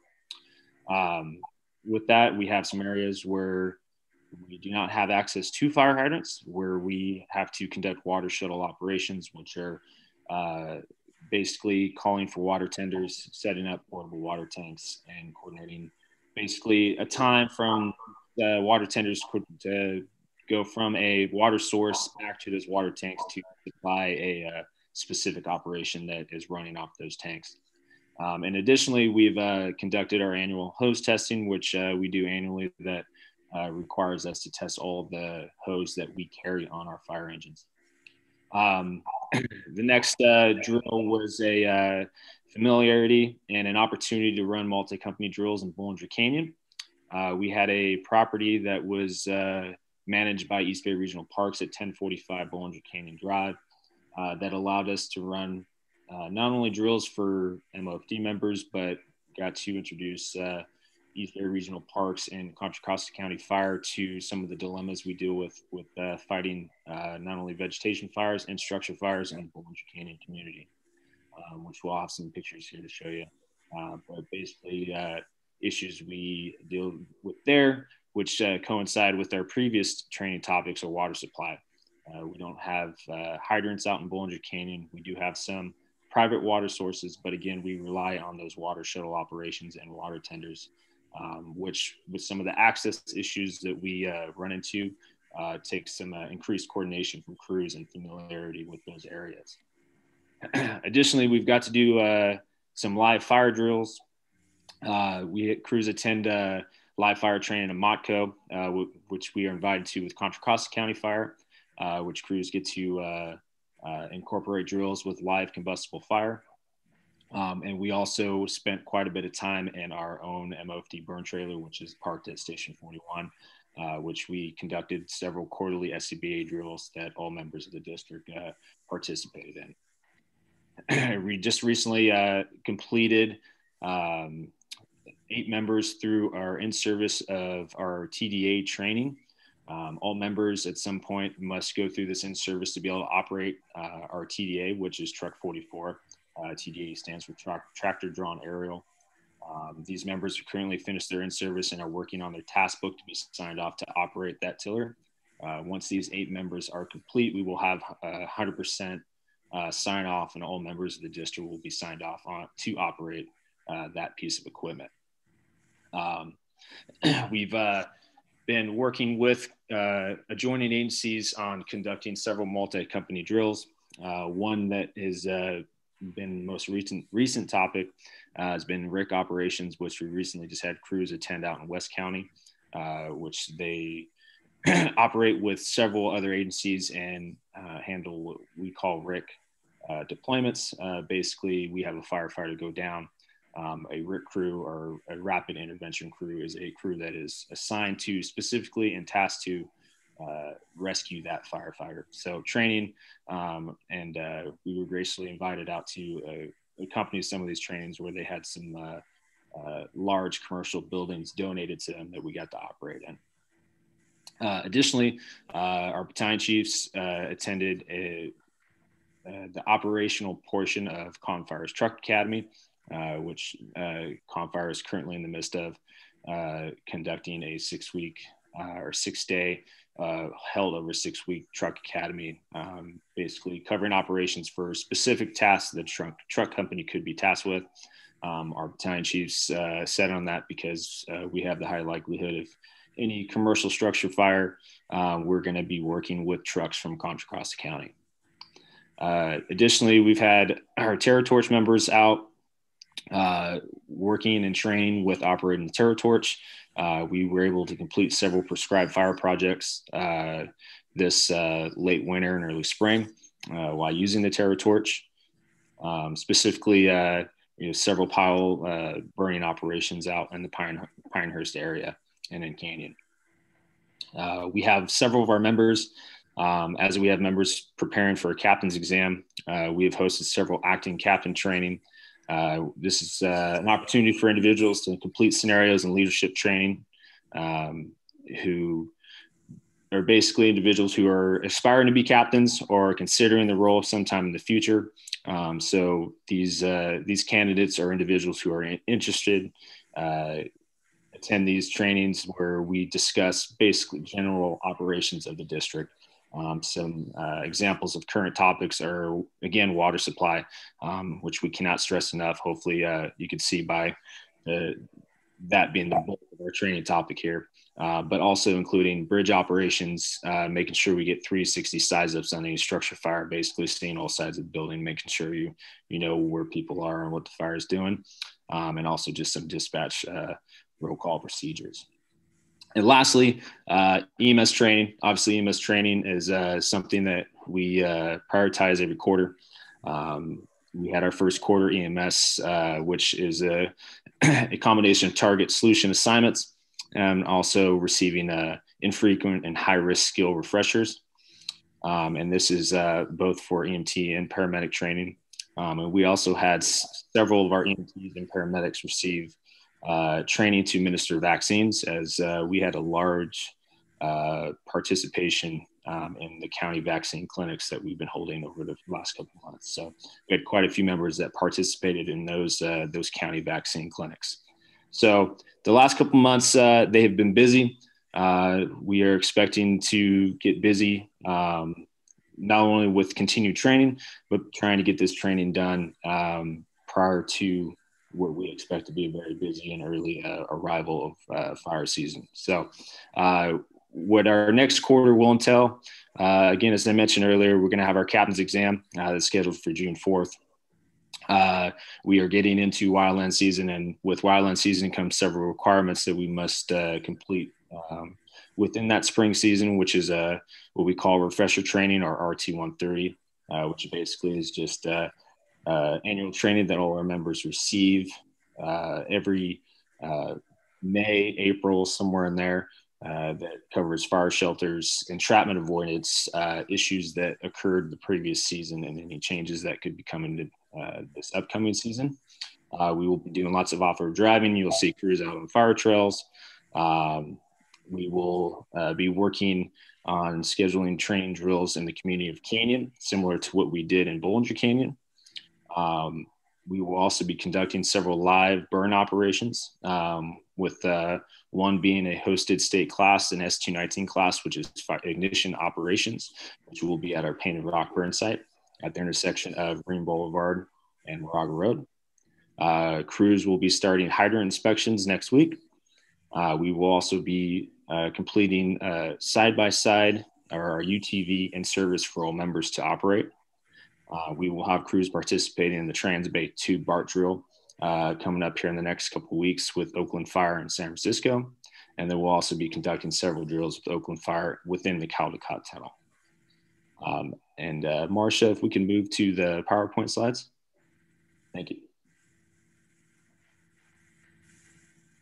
So directors, just a few pictures. What you're looking at here is a picture on the left. As you can see the water tender dropping water into one of our portable water tanks, which has then been drafting from an engine up to a house. This is the 1045 Bollinger Canyon location. It's approximately 1,400 feet from that location to the house. So this scenario is incorporating a relay of 3 engines and 3 water tenders to continue the supply of water that we would need to fight the structure fire. So as you can see, there's limited access along driveway, and each tender there was having to complete about a 20 to 25 minute round trip from dumping their water, getting to the hydrant, refilling, and having to come back and dump. So a very complex operation that we would have to coordinate in a structure fire scenario in this area. Chief, what's the approximate, what does that portable tank hold? 2,500 gallons. Thank you. And here's just another picture. As you can see, that type 3 is set up on the driveway to coordinate the water supply. Next slide, please. This is Confire's, what they call their phase 5 training building. It's a multi-story Class A combustible building where they've really done a good job at setting up just a multitude of different scenarios for our firefighters. So as you can see, they're doing live fire operations. This was a few weeks ago where we had crews from C Shift who were able to participate in live fire drills with other agencies in the county. Next slide, please. And then this is our own burn trailer. We've been conducting multi-company drills with our quarterly SCBA drills. We conduct these behind 41 with 2 to 3 companies where we go over general just firefighting strategies and tactics for a common residential structure fire. Next slide, please. And then just a follow up, this was an actual incident that we recently had last week. This is a vehicle accident that occurred in the area of Glorietta Boulevard and Ream, where we had 2 individuals who their car went off the roadway approximately 50 to 75 feet and landed on the roof. And we had 2 individuals trapped. We had crews arrive quickly here in this scenario. This is a very critical scenario, as the fact that they were not only upside down, they were pinned, and then they were pinned to the hillside too. So it only gave us basically 1 point of access to start cutting. So we had crews with our e-tools able to cut and remove, and had both these victims out within 20 minutes. Marsh, I believe this is the last slide. Oh, correct. One more. This is our Terra Torch operators with the Terra Torch mounted on the back of the side-by-side. We've had crews, and especially our 4 Terra Torch operators, do a multitude of prescribed fire projects during the spring. So as you can see, we have quite a few piles burning that these crews were able to knock out. Next slide. That's the end of the slides. That's the last one. Okay. End of report. Thank you. Thank you for telling Chief Gelling. That's great. Good job. You're obviously busy. Great job. Yeah, excellent. It's great to see all that, and for the members of the public to see that, you know, our firefighters aren't just hanging at the firehouse when they're not going to incidents. We're staying very busy. So thank you.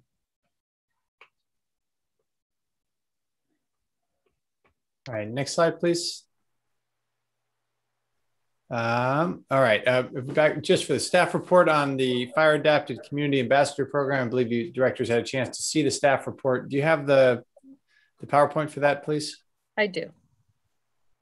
So just as previously discussed, and I believe the board members all had a chance to see the media coverage of this program, recognizing the limited number of resources we have, and as interest grows in wildfire safety and field mitigation, we've experienced a real challenge in converting that interest into execution. And we get an awful lot of questions about what is ladder fuel and what is this? And we've tried to utilize public meetings and videos that we've posted on our website and through a variety of social media outreach and some other programs to get the word out, but we're still getting an awful lot of calls saying, can you come out and take a look at my parcel and explain this to me?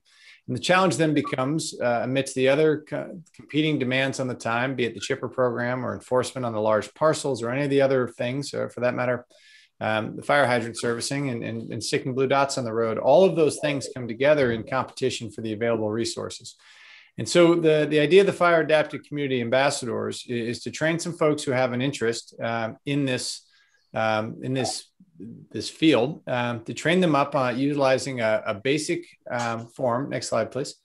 That is also available on our website on the right side there. We have it available in English and Spanish, and we've provided it to these volunteers as a 2-sided printout. And what they're doing is working in and around their neighborhood, having completed the training. And the training consisted of a seminar we hosted using Zoom to promote social distancing.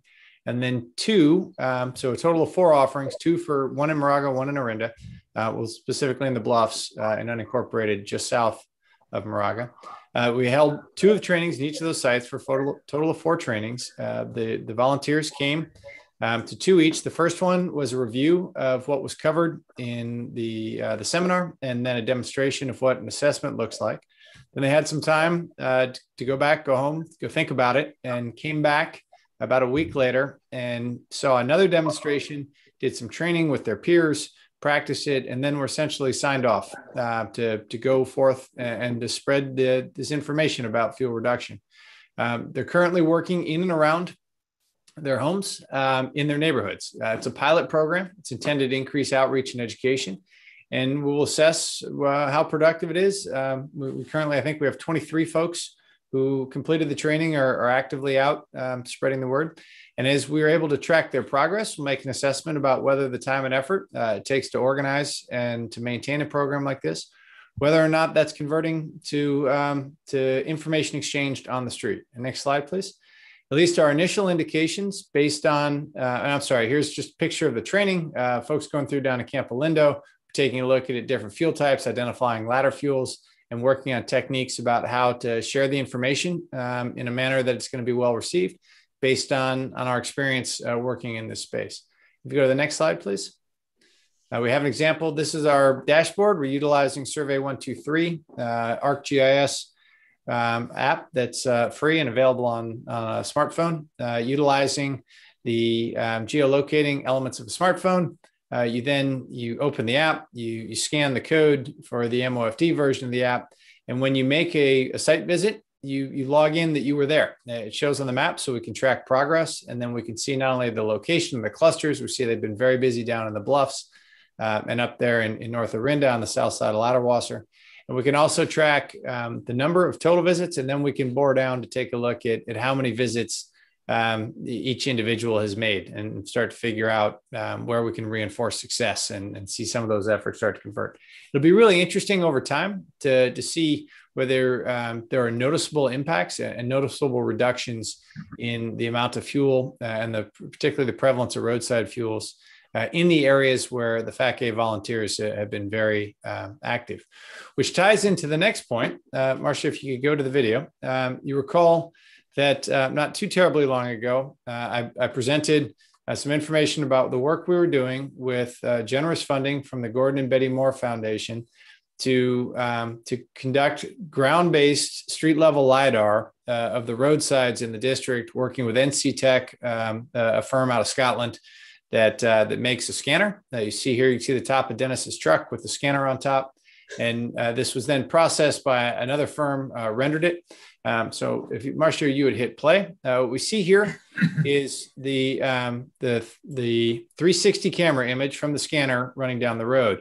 But at the same time that we see the 360 image, we've got LiDAR in the background, which is giving us a high resolution digital rendering at the sub-meter scale. And if you see there with the pin dropped, we can measure height of the vegetation above the roadside at any point. We can also measure horizontally because we have a digital rendering of the vegetation. It's a three-dimensional digital rendering, which is not something you can do, at least currently, with a 360 picture due to the lack of scale. So in December and January, Dennis Rain and Fire Prevention organized a number of volunteers in a real big push. They drove every street in the district with the scanner. So we were able to capture this data of every street in the district. And it's been processed, and what we're using it now, we're using it to categorize roadside fuels and to break them down into one of Rothermole's 13 fuel models. The next step will be to throw some machine vision learning at this. Now that we know what's there with a rendered version, now we start matching patterns so that a 360 camera, which produces a fraction of the data load, much easier to process, does not require the $250,000 LiDAR scanning unit that it took to capture this data. That can be used to look for patterns and to try to match those patterns against what we know the fuel models are from this LiDAR rendering.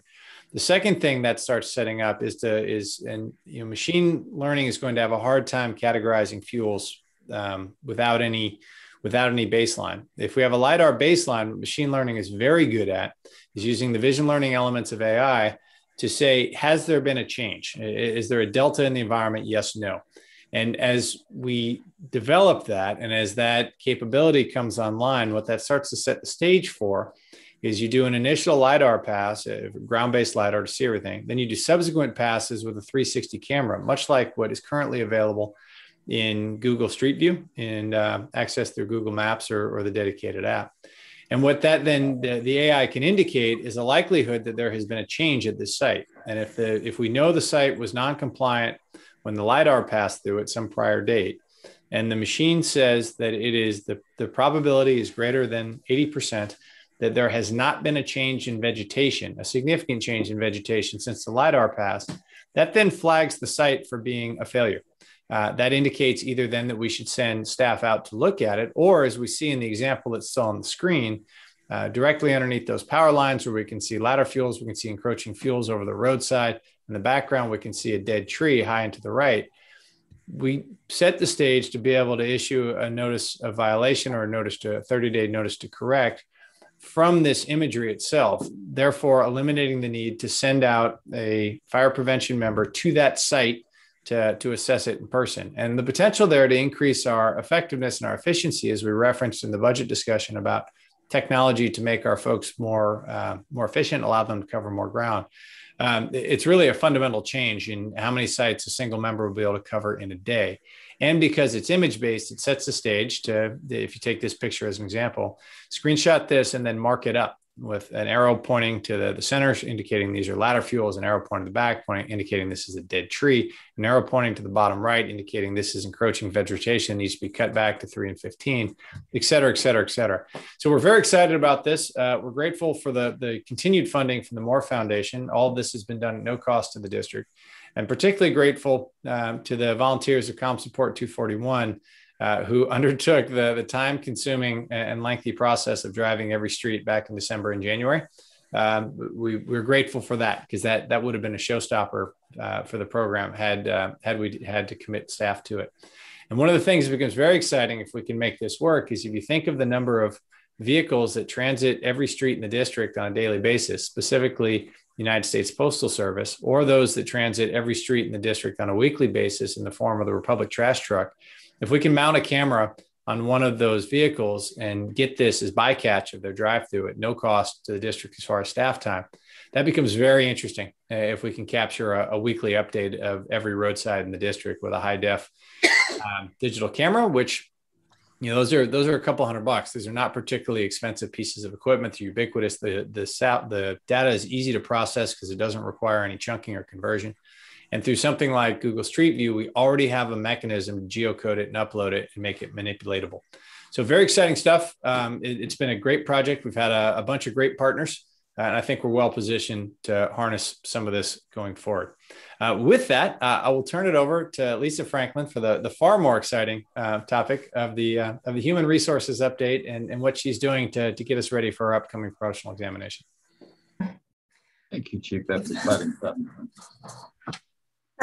Good evening, Board of Directors. My name is Lisa Franklin, and I just started here with the Moraga-Orinda Fire District at the beginning of this month.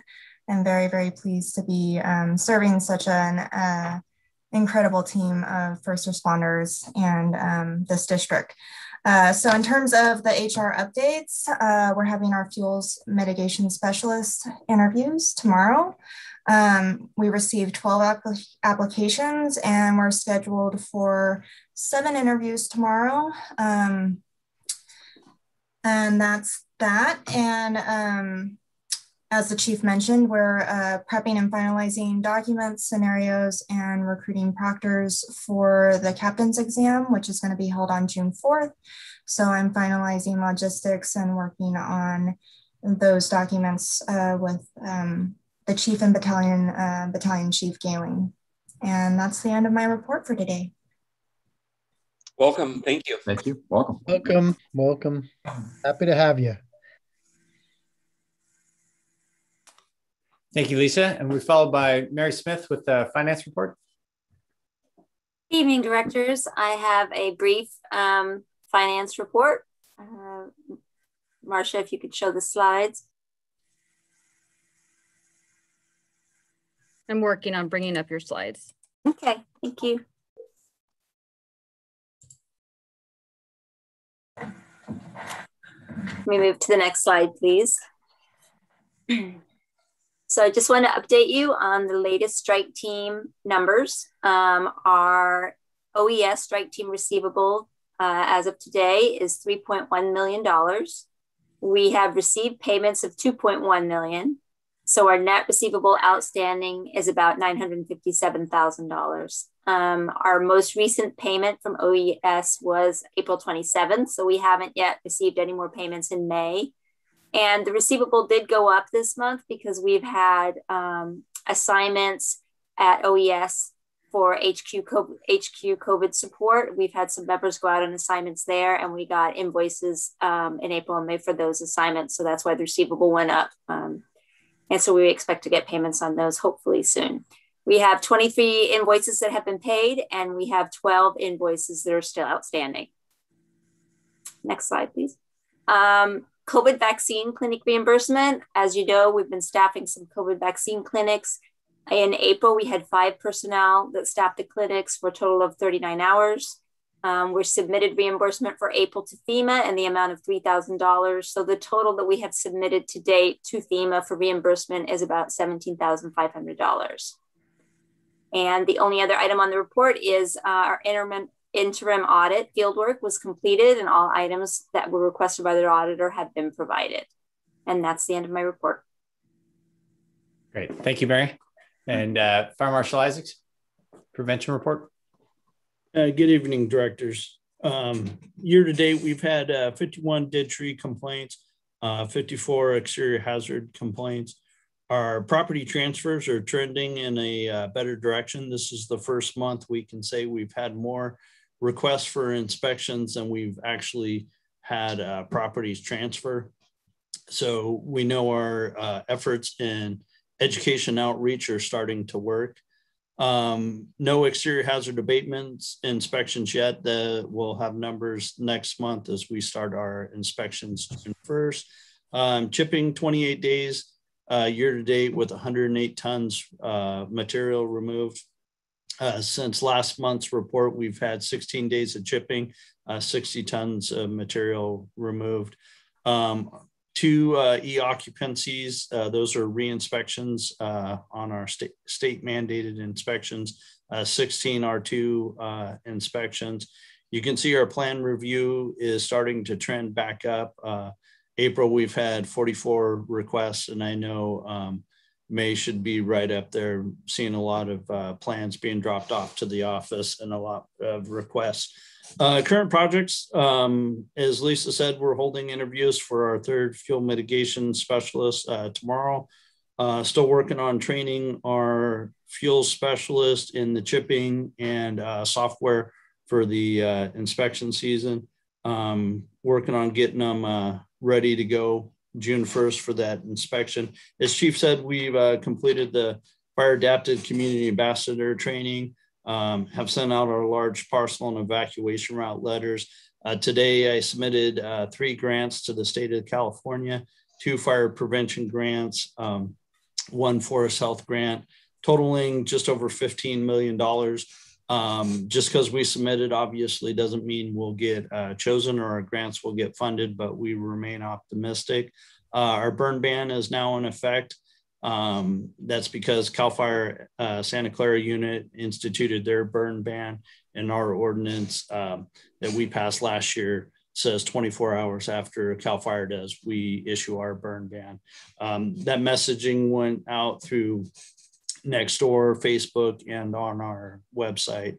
Again, we're still focused on our messaging for the exterior hazard abatement deadline. We'll begin those inspections June 1st. Working on getting our 3rd fuels mitigation specialist hired. Also preparing for hopefully more of those short timeframe grants that Chief talked about.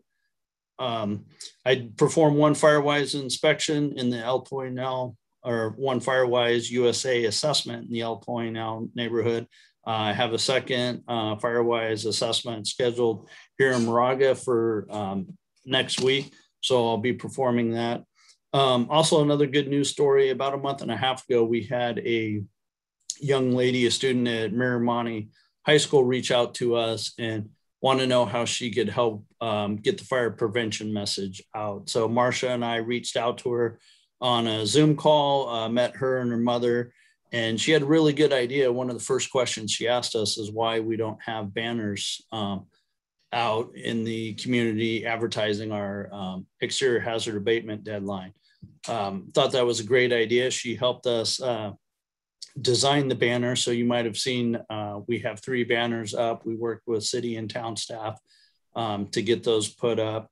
Caitlin is the student's name. She is focused on her finals right now, but once school ends, she's gonna help us draft a monthly fire prevention message. And one thing she's also interested in is videos. So she's gonna go through our fire prevention videos and give us some thoughts and ideas on how to improve those.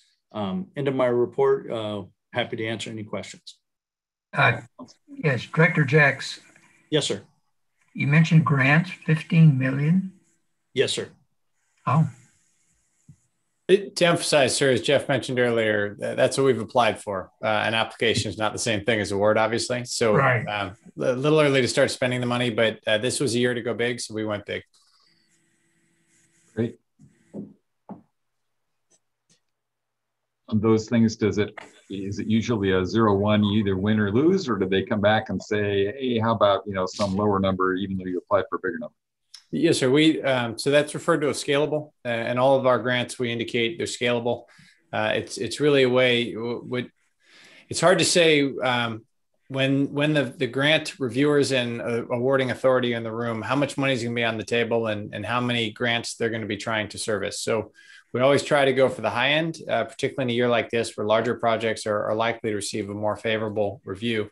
But we don't want to lock ourselves in. Back in my days on a grant reviewing board, there'd be things like a request from the Oakland Police Department for a helicopter. You can't buy a third of a helicopter. They come in units of one. And so we try to distinguish our grants, given that they're for services, as scalable and down to the lowest possible amount that still makes sense. So we submitted 3 specific grants, all were scalable.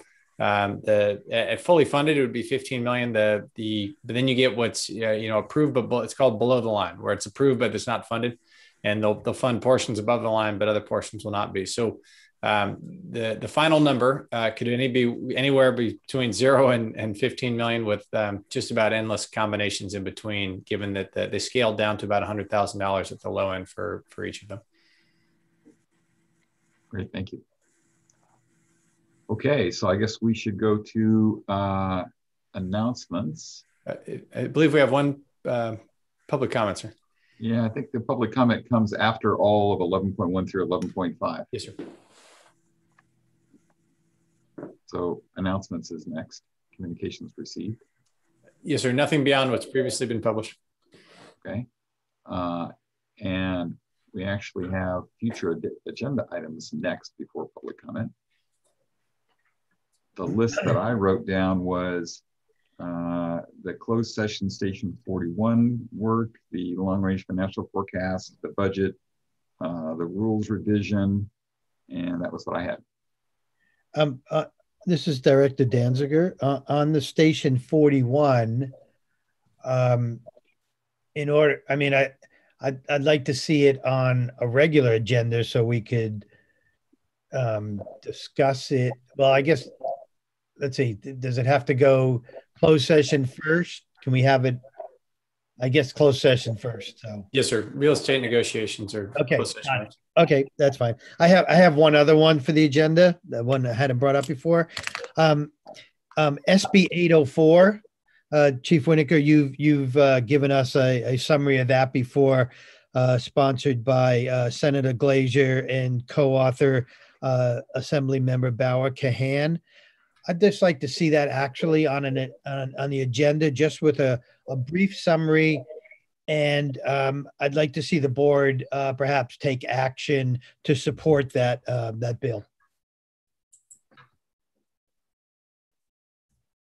Certainly add that to the agenda as a. Okay, thank you.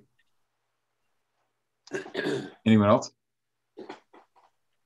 Okay, now we'll go to the public comment on items 11.1 through 11.5. Jonathan Goodwin. Welcome again, Jonathan. This is very relaxed resident of the district in Canyon. I hope you're relaxed as well. I'm not in a position to have taken notes, so bear with me as I try to do this. I wanted to just to note regarding the finances and the prevention work that it just strikes me, and I'm not usually one given to superlatives, that that the work the district is currently doing is quite outstanding, particularly for a little 5-horse district. Far as I know, and I asked the chief about this some months ago, and he concurred. There's nobody else doing this level of work, and I really think the staff deserved, well deserved, a pat on the back for the good work they've been doing. Regarding the training, I think that was a rather impressive list of things, and I just had the suggestion, take it for what you like, that BC Galing's report be that he encapsulate it, put it on the website, and send out to the members of the town and city councils link to it, and suggest that they tell their people who contact them about fire concerns about that link, so that they can see how the district is doing what it can to prepare for serious events. And on the matter of training, I'm glad to hear that there's going to be training in Canyon.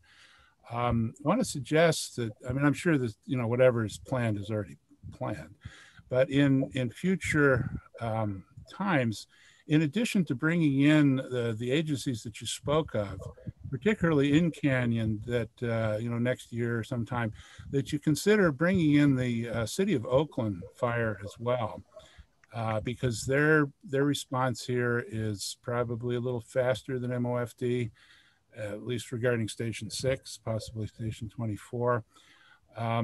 And they were very, very helpful when the bridge was closed. The bridge to Moraga was closed, Canyon Road Bridge, for some period of time.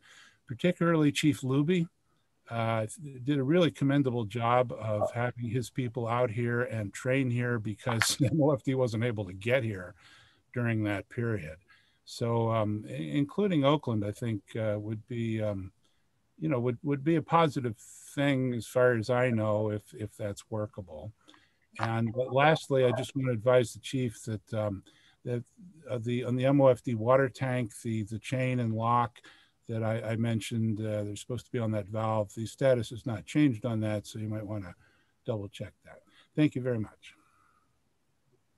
Thank you, Jonathan. Okay, I will close the public comment. Marcia, unless there's somebody else. That concludes our public comment. Okay, so that means we're actually ready now for a motion to adjourn. Motion to adjourn. Second. Marcia. Director Bates? Aye. Director Danziger? Aye. Director Donner? Aye. Director Jex? Said aye. It's hard to hear. President Jorgens? Aye. Thank you, everybody. Thanks for hanging in there with us. Okay. Thank you. Bye. Bye.